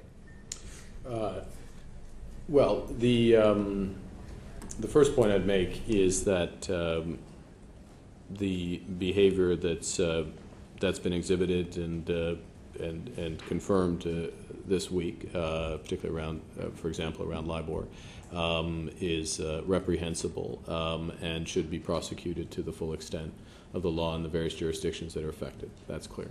I think we'd all agree on that. The responsibility to do that does not rest with the Bank of England, either in its current guise or its future guise. Issues of conduct, apart from criminal conduct, but issues of conduct, as you know, will reside with the FCA. That said, in my experience in prudential supervision as part of the interagency committee in Canada, which oversees all the banks and insurers, the patterns of behavior far less severe than what has been revealed with these institutions, but patterns of behavior and an absence of control, proper control environments, weaknesses in culture are material for the prudential supervision of those institutions. There are issues that have consequences in terms of how much capital those institutions, apart from all what should be done on the conduct and the criminal side, the justice side. They have consequences in terms of what types of activities those institutions should be engaged in, the capital they need to carry. Consequences for remuneration. Other aspects, my point is of prudential. With respect, it is brief, but I mean, a quick further reply. And the Canadian banks are embroiled with criminality as well. But you're copping out with your answer. Are you not going to take, with this incredible level of power that this job now has as you come into it, proper responsibility for ensuring that this industry is treated as every other industry would be when there is such a level of criminality in all the leading players? Two things. As Governor of the Bank of Canada, I take issue with your description of the Canadian banks. That is not to say that there are not the word embroiled. We will have to disagree on. The second thing, and I would know if given my role and given the oversight that we have. The second thing is that it is not a cop-out to ensure that there are clear lines of responsibility for conduct in the financial services industry, which runs through the FCA. My point, and I believe the policy consistent with the approach of the PRA, is that this type of behavior, even at a much less serious level, and this is at a very serious level, the issues that have been revealed in recent weeks and months, but even at a much less serious level, has consequences. It has consequences for prudential supervision. It has consequences for capital. It has consequences for activity. It has consequences for compensation. It has consequences for whether individuals are judged to be fit and proper. And that is how one conducts effective prudential supervision and taking into account these type of issues. In parallel, if I may, there are conduct consequences through the FCA, and if it rises to a seriousness, obviously criminal prosecution. Question or an aspect of it another way, by pointing out that the PRA, if it has an enforcement issue, has to trot along to the FCA to get the action undertaken. Yes. Do you think that's a sensible arrangement? Maybe that's too tough a question before you even come in, but do you think that at first blush there is a curiosity about having the prudential supervisor have to obtain the cooperation of the conduct supervisor in order to obtain an enforcement action?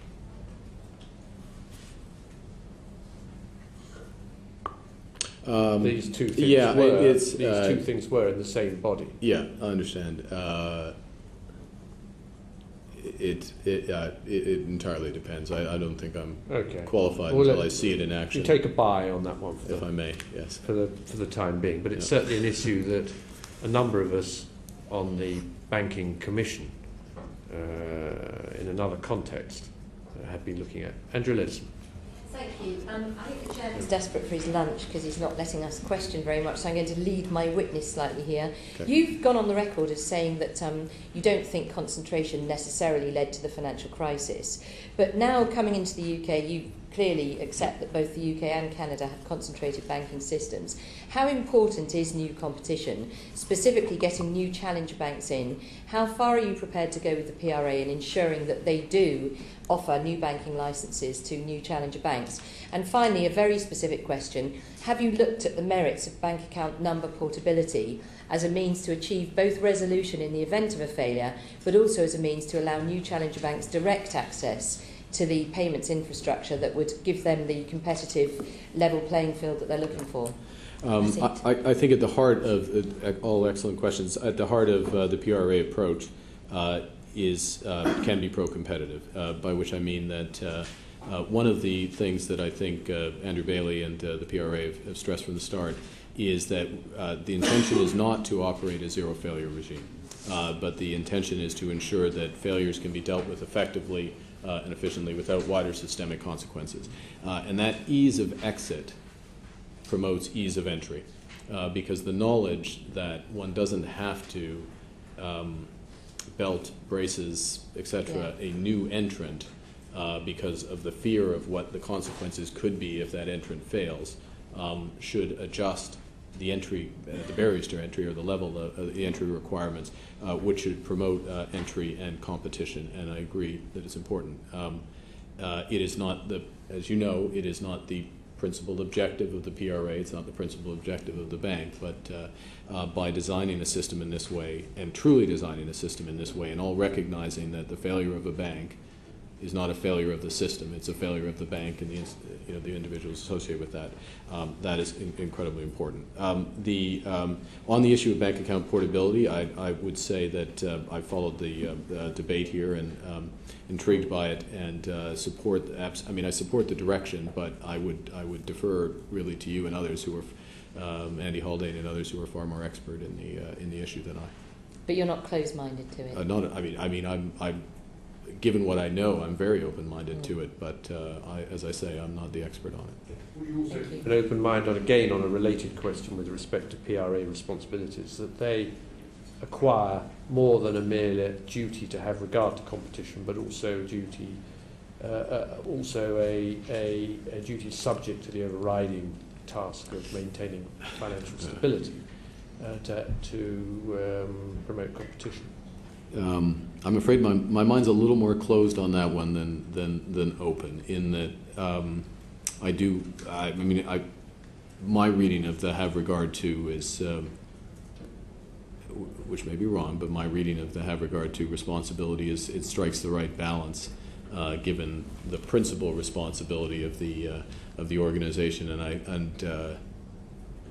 I believe quite strongly in the value of competition, and I do not view that competition is inconsistent with vibrant competition is inconsistent with financial stability.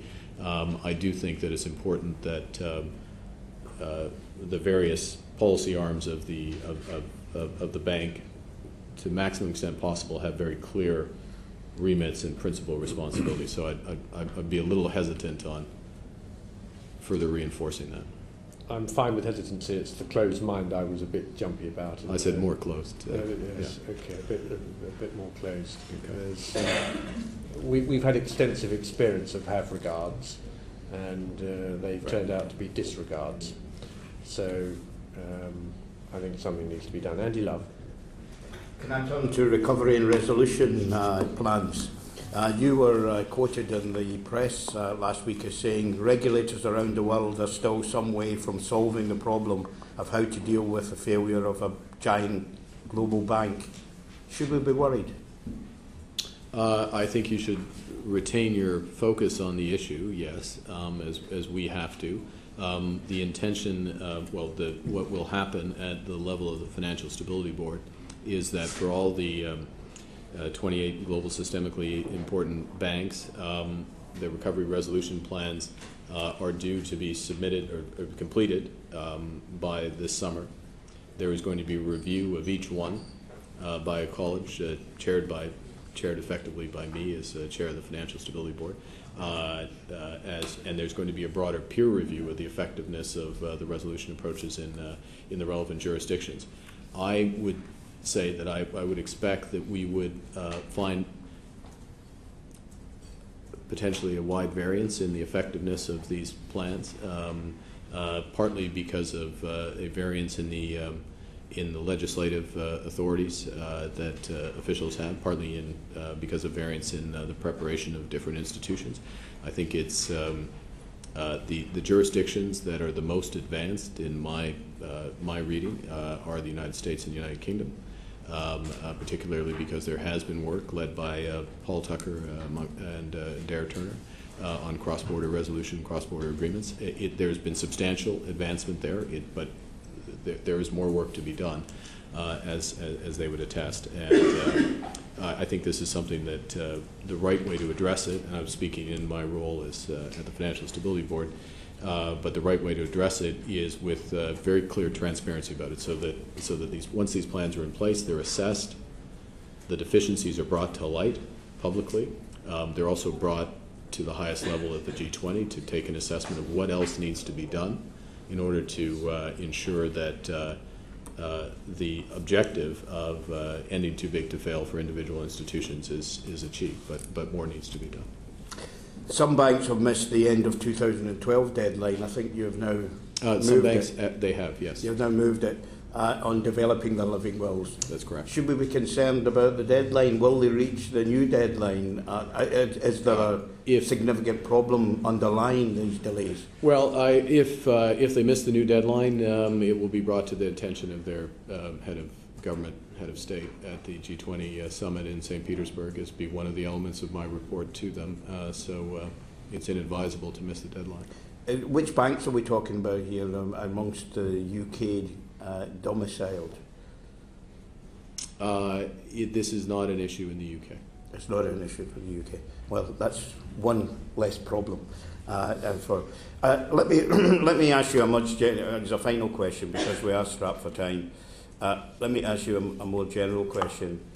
We're putting a lot of faith in resolution and recovery regimes.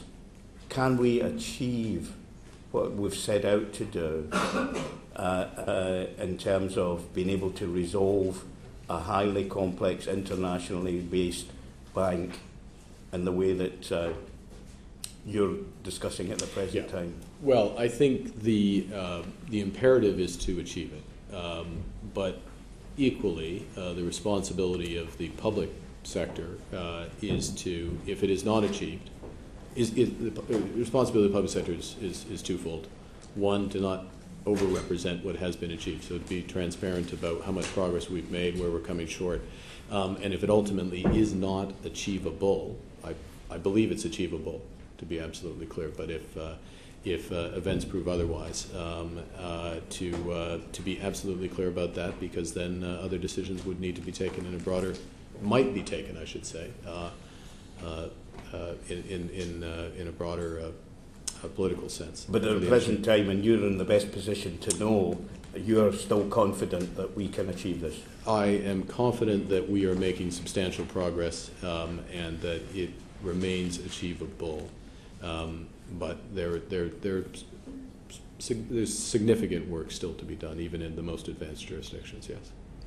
So, yeah, it's still achievable. What are the implications of that for a committee of our nature? I mean, where should we be looking at to ensure that the UK authorities are playing a positive role in this? You mentioned a number of Paul Tucker and others who are involved in this. Is there other things that we need to do as a UK authority to help ensure that this progresses?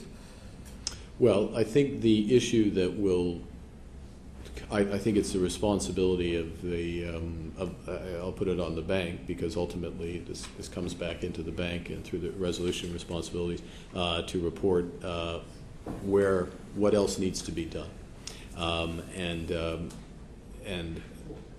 what else needs to be done and what is outside the power of the bank to ensure. So, for example, one aspect that in a so-called, to get slightly technical, in a single point of entry resolution is to ensure that there is a proper corporate structure, and that high enough up the corporate structure, ideally at a holding company, that there's sufficient bail-inable debt at that holding company, so we need to ensure that's achievable. I guess what I would say specifically from a UK context, what's incredibly relevant here is the EU resolution directive that is working its way through, which from an FSB perspective is quite encouraging as an approach. There was lots to be recommended in the directive as it currently stands. Obviously, that's relevant from setting the framework for the UK regime. So the stock take comes as that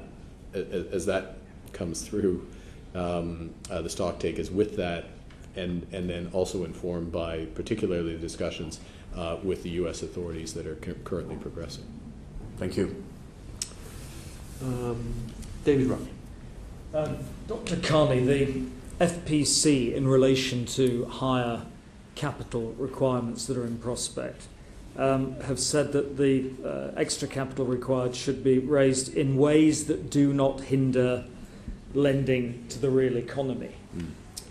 But I mean, isn't it the case that banks are not going to be doing it by going out into the markets and raising capital that way, but rather they're shrinking their balance sheets with commensurate negative impact on SME lending to the small businesses, the lifeblood of many of our constituencies, and indeed the British economy? Isn't that what's happening?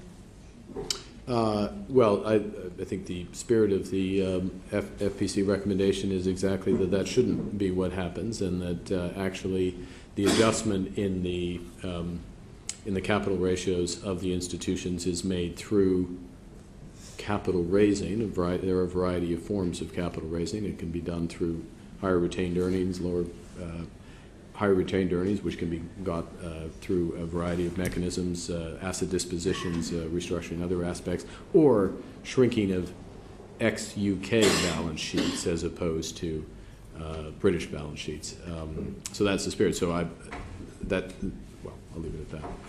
Could you just say a bit more about what the alternatives are to shrinking the balance sheet? Because that anecdotally, that's what most people perceive, because banks aren't going out into the capital markets to raise money that way in a significant way, are they?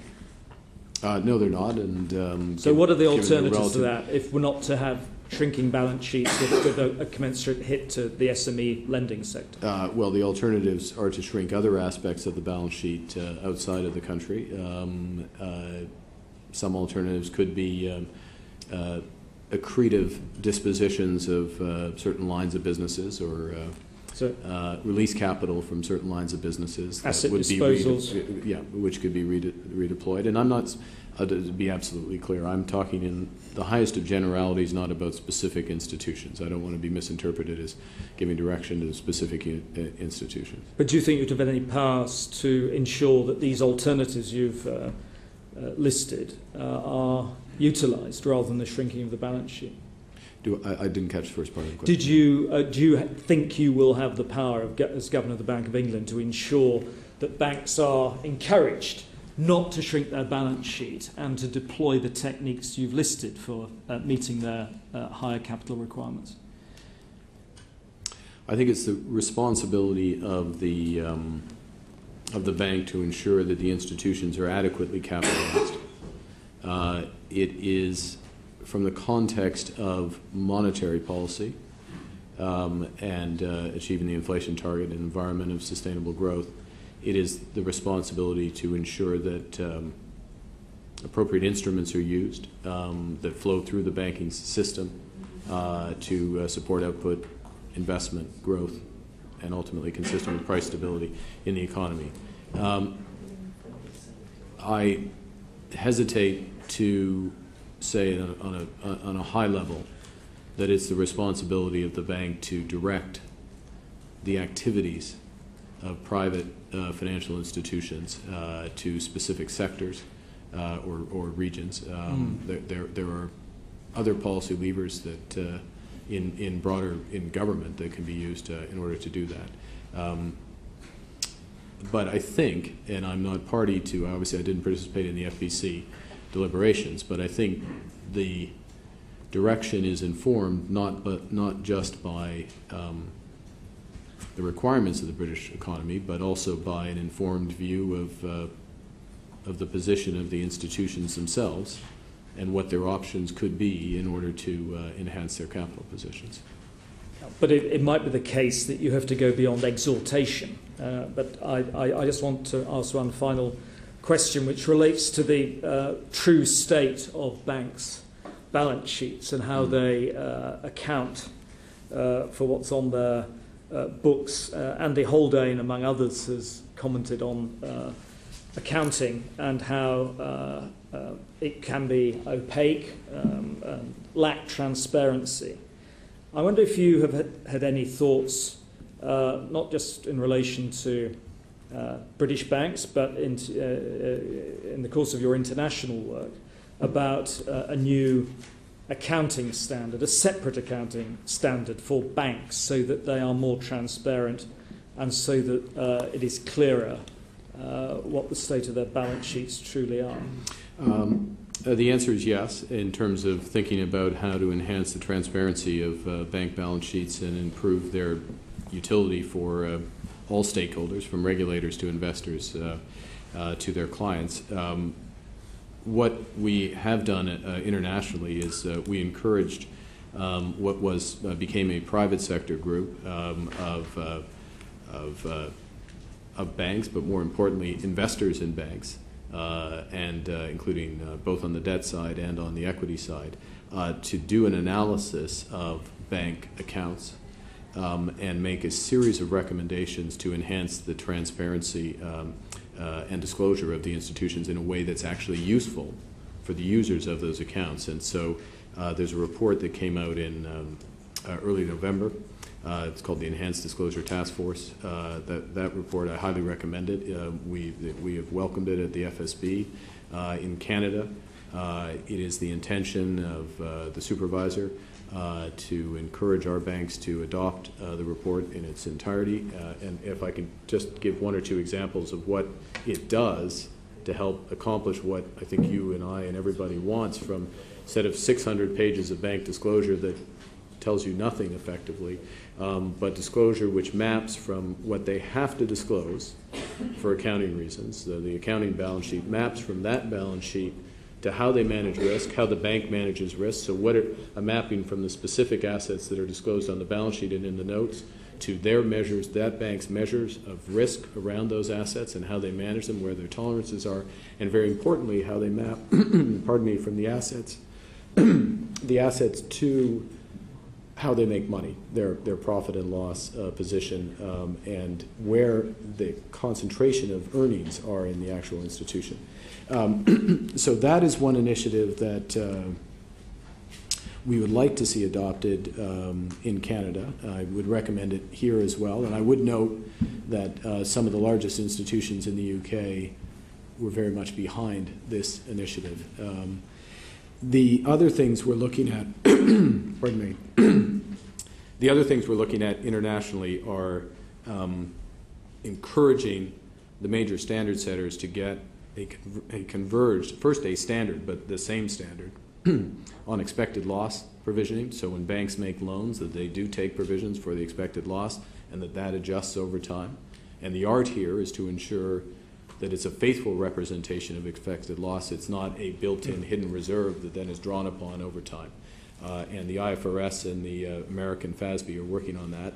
And the last thing that we're looking at, or amongst other things, but the last one I'll mention, is something that is an initiative of the Bank of England and the FSA, which is an approach that looks at prudent valuation of so-called level 3 assets. So these are assets that for which there's no market and are valued on the basis of models, internal models. And the idea, which is more complicated than this, but to simplify, is instead of taking the midpoint of a range of potential valuation outcomes that the model will give you, the bank should value at the low point or the tail of the range. And the question is the utility of that relative to other measures that are in place. So there are a number of initiatives that, if fully put into place, and I would start with the Enhanced Disclosure Task Force report, fully implementing that at the institutions. But there's a number of initiatives that can improve I think, quite substantially the utility of bank accounts, and therefore improve, not just make our jobs easier on the regulatory side, but improve the discipline very much in the marketplace, so that these are not just black box institutions that spit out earnings until they don't. And as the new governor, you'll be able to impose this in the UK, won't you? Because you've talked about the international dimension. Yeah.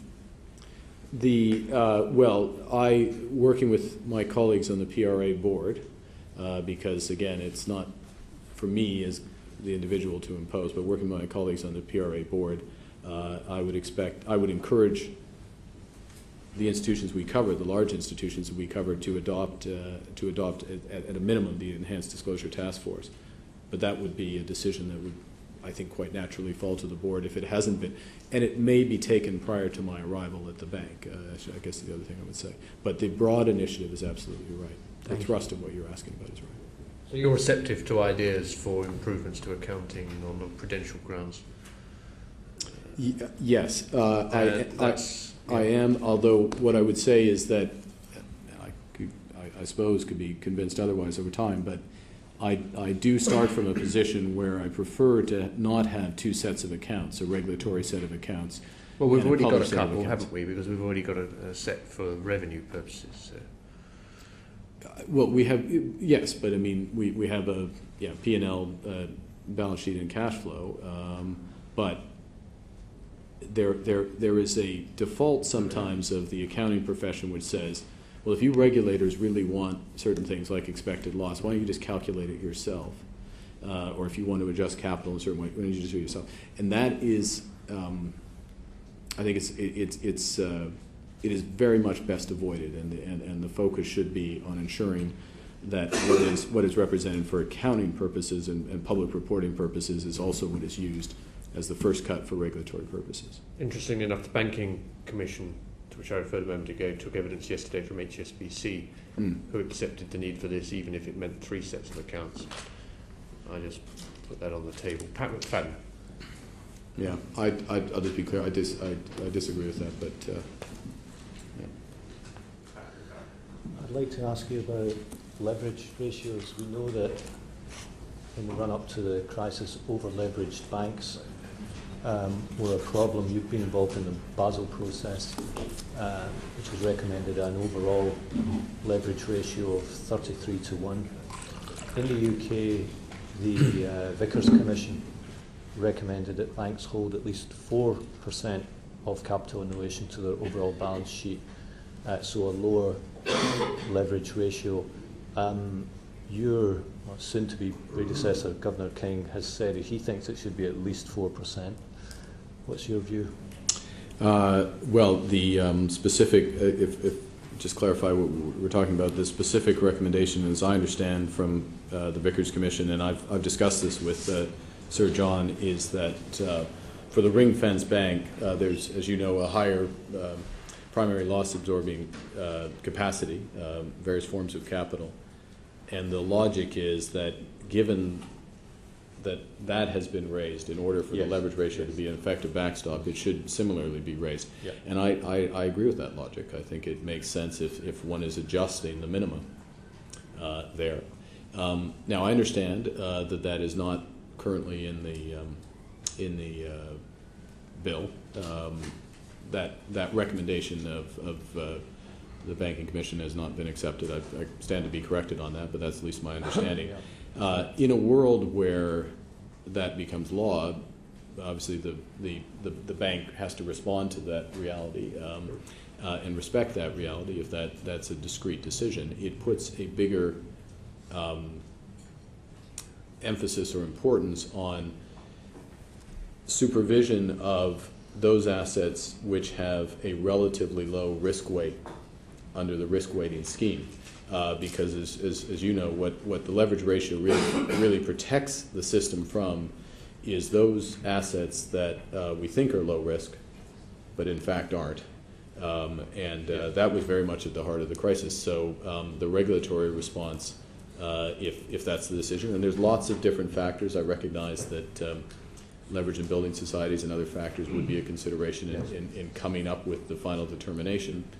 But to to address the risk that's created there, I would think higher regulatory, supervisory, scrutiny of so-called, what are low-risk assets under the risk-weighting approach. But obviously we await final. Do Canadian banks have to operate with such a ratio at the moment? Canadian banks have a leverage ratio, and if you ask me if I could only pick one reason why Canadian banks fared as well as they did, there were multiple reasons, but if I had to pick one, it's because we had a leverage ratio that saved them from doing. What is the leverage ratio in Canada? Is calculated differently, but it's a 20-to-1 leverage ratio. That in effect means that they operate at about 16 or 17 times, because always when you set these minimum, people operate inside them so they don't inadvertently bump up against them. But to be clear, we're having an argument in this country about 25 or 33. Yeah. In Canada, Euro banks are operating at 20-to-1. But to be clear, our banks, the denominator of that 20-to-1 is a broader definition of capital than the strict common equity tier 1 definition for the. So it's a bit of an apples and oranges comparison. You mentioned the bail-in and the Recovery and Resolution Directive. I won't try and draw you into the country's European debate, but of course that directive will only be helpful to us if we remain members of the European Union. It won't be much good if we're not. More generally though, how critical is a bail-in regime to ensure that the taxpayer is not on the hook in the event of future? I think it's critical. I don't think it's decisive. In other words, I don't think it assures that the taxpayer is not on the hook. But it's essential to have a credible bail-in regime, and I think further it is highly desirable to have identifiable tranches of bail-inable debt. It doesn't have to be a class of debt, but identifiable tranches of bail-inable debt in sufficient size to address historic experience of banking shocks in order to provide market discipline that will make the full power of the instrument be felt. You're confident this will happen then? I think we're moving in the right direction in a variety of jurisdictions, including Canada. But the job has to be finished, but significant progress is being made. So at this stage, I'm confident, and I think the commitment to Mr. Love's question is if we lose that confidence or it starts to be shaken, is to come back and report it. Can I ask you one final thing? You've been taking questions now for 3.5 hours on a whole range of policy issues. Thinking about those questions and the publicity that has surrounded your appointment, are you concerned that expectations of what you might be able to do may be set too high? I can only assume those who are increasing the expectations are doing it so that they can have the pleasure of knocking them down almost immediately, and that's probably been accomplished by now, I would think, on the basis of this testimony. Look, I think it's a fair question. I mean, the point is, and I made this point in my written submission, which is that the exit, part of the measure of success is the exit is less news than the entrance, and that would be accomplished hopefully through successful execution of our responsibilities, but also a bigger recognition that this isn't a super governor position, or that this is an institution. It's a series of policy committees that do their work and make decisions and do their best to work together, and it's a much broader, deeper institution that is discharging these responsibilities as opposed to an individual. And as that becomes more apparent, then the individual becomes much less important. I apologise now for we've been running for 3.5 hours. I've got one more colleague who wants to come in, and then I think we really will wind up. Just on one point that Pat McFadden was touching on there, well, more than touching on the leverage ratio. Do you agree that the leverage ratio, it is absolutely essential you have a robust leverage ratio, given that the risk ratings are more or less manufactured by the banks using their own models, and that they're scarcely worth the paper they're written on? I disagree with the first start. I agree that it's essential to have a leverage ratio as a backstop to a risk-based capital regime. And how do you feel about these bank models?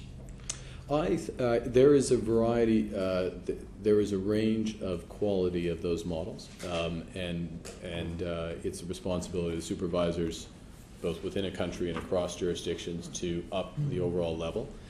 That's one of the reasons why the Basel Committee has just published a report last week, which on a standardized model. Plenty of scope on the upside. There is plenty of scope on the upside, but yes, there's plenty of scope on the upside, but there's plenty of value in having this system as the first test for capital adequacy. Teresa Pierce. We've already touched on LIBOR, so I'll just ask some brief questions. When you first heard about the LIBOR scandal, were you surprised? There's two aspects of the LIBOR scandal. The dysfunction of the LIBOR market was something that, as a central bank, one could not help but be aware, and we discussed in 2008-9, and it brought a policy response. Associated with that was a suspicion that was being dealt with by conduct authorities that banks were lowballing LIBOR for purposes of self-protection. The term escapes me, but basically to not let on that they were having the difficulties that they were having in borrowing and not be outliers in terms of reported borrowing rates, which is definitely a conduct issue, but being dealt with by the conduct authorities. I have to say that the second stage, and the conduct authorities investigated, discovered it, and discovered that this was much more widespread than we would have thought. So that was a surprise, but on a different order of magnitude was the surprise, or the shock, I think is the right way to put it, of the manipulation, the active manipulation and sustained manipulation of LIBOR for the purposes of direct profit of the institutions and direct profit in the sense of compensation of the individuals. I mean, that was not something that I would have expected, and something we found shocking, and the scale of it is disturbing. Just the last question. The British Banking Association, the BBA and the FSA, within their remit is for them to monitor LIBOR. Do you think they failed in that task? Historically? Yeah. Clearly. Clearly. Thanks. Perhaps you could give a brisk, very short answers to these questions as well, Dr. Carney. Do you support the proposals that have been put forward for a reserve power in the hands of the regulator to bolster the ring fence? Have you come across these proposals? Yes, in the sense of on a to separate. On an institution by institution basis. Yes, I do. Good. Do you think that could you give your view on whether or not we should, in addition to implementing the ring fence in the UK, at the start, implement a Volcker rule type separation of proprietary trading, taking that completely outside the ring fenced or non-ring fenced bank? Yeah, no, I don't think you should overlay a Volcker rule on top of the Vickers recommendations. I think the ring fence model is a superior model to the Volcker rule, and I won't make this a long answer, but I would be very concerned. It is extremely difficult to draw the line between market making and proprietary trading. I think the first cut of the U.S. authorities at that, to which I wrote a very long letter about in my current capacity, shows how difficult that is. And it would unnecessarily, amongst many other things, unnecessarily divert the supervisor's attention from, amongst other things, not just prudential responsibilities, but fulfilling that responsibility on ensuring that the ring fence is respected. Dr. Carney, thank you very much for giving evidence today. You've been extremely lucid and so interesting that you've kept your audience we're very, very grateful. Have you kept your rock star image? It's gone. It's gone. It's gone. Which was probably your intention to start Yeah. with. We've ranged very widely, but of course a number of subjects, even though we ranged widely, have still not been covered. But I suspect that there may be further opportunities. But for now, thank you very much indeed. Thank you very much. Order. Thank you. We will now go into private session just for a few minutes. Home.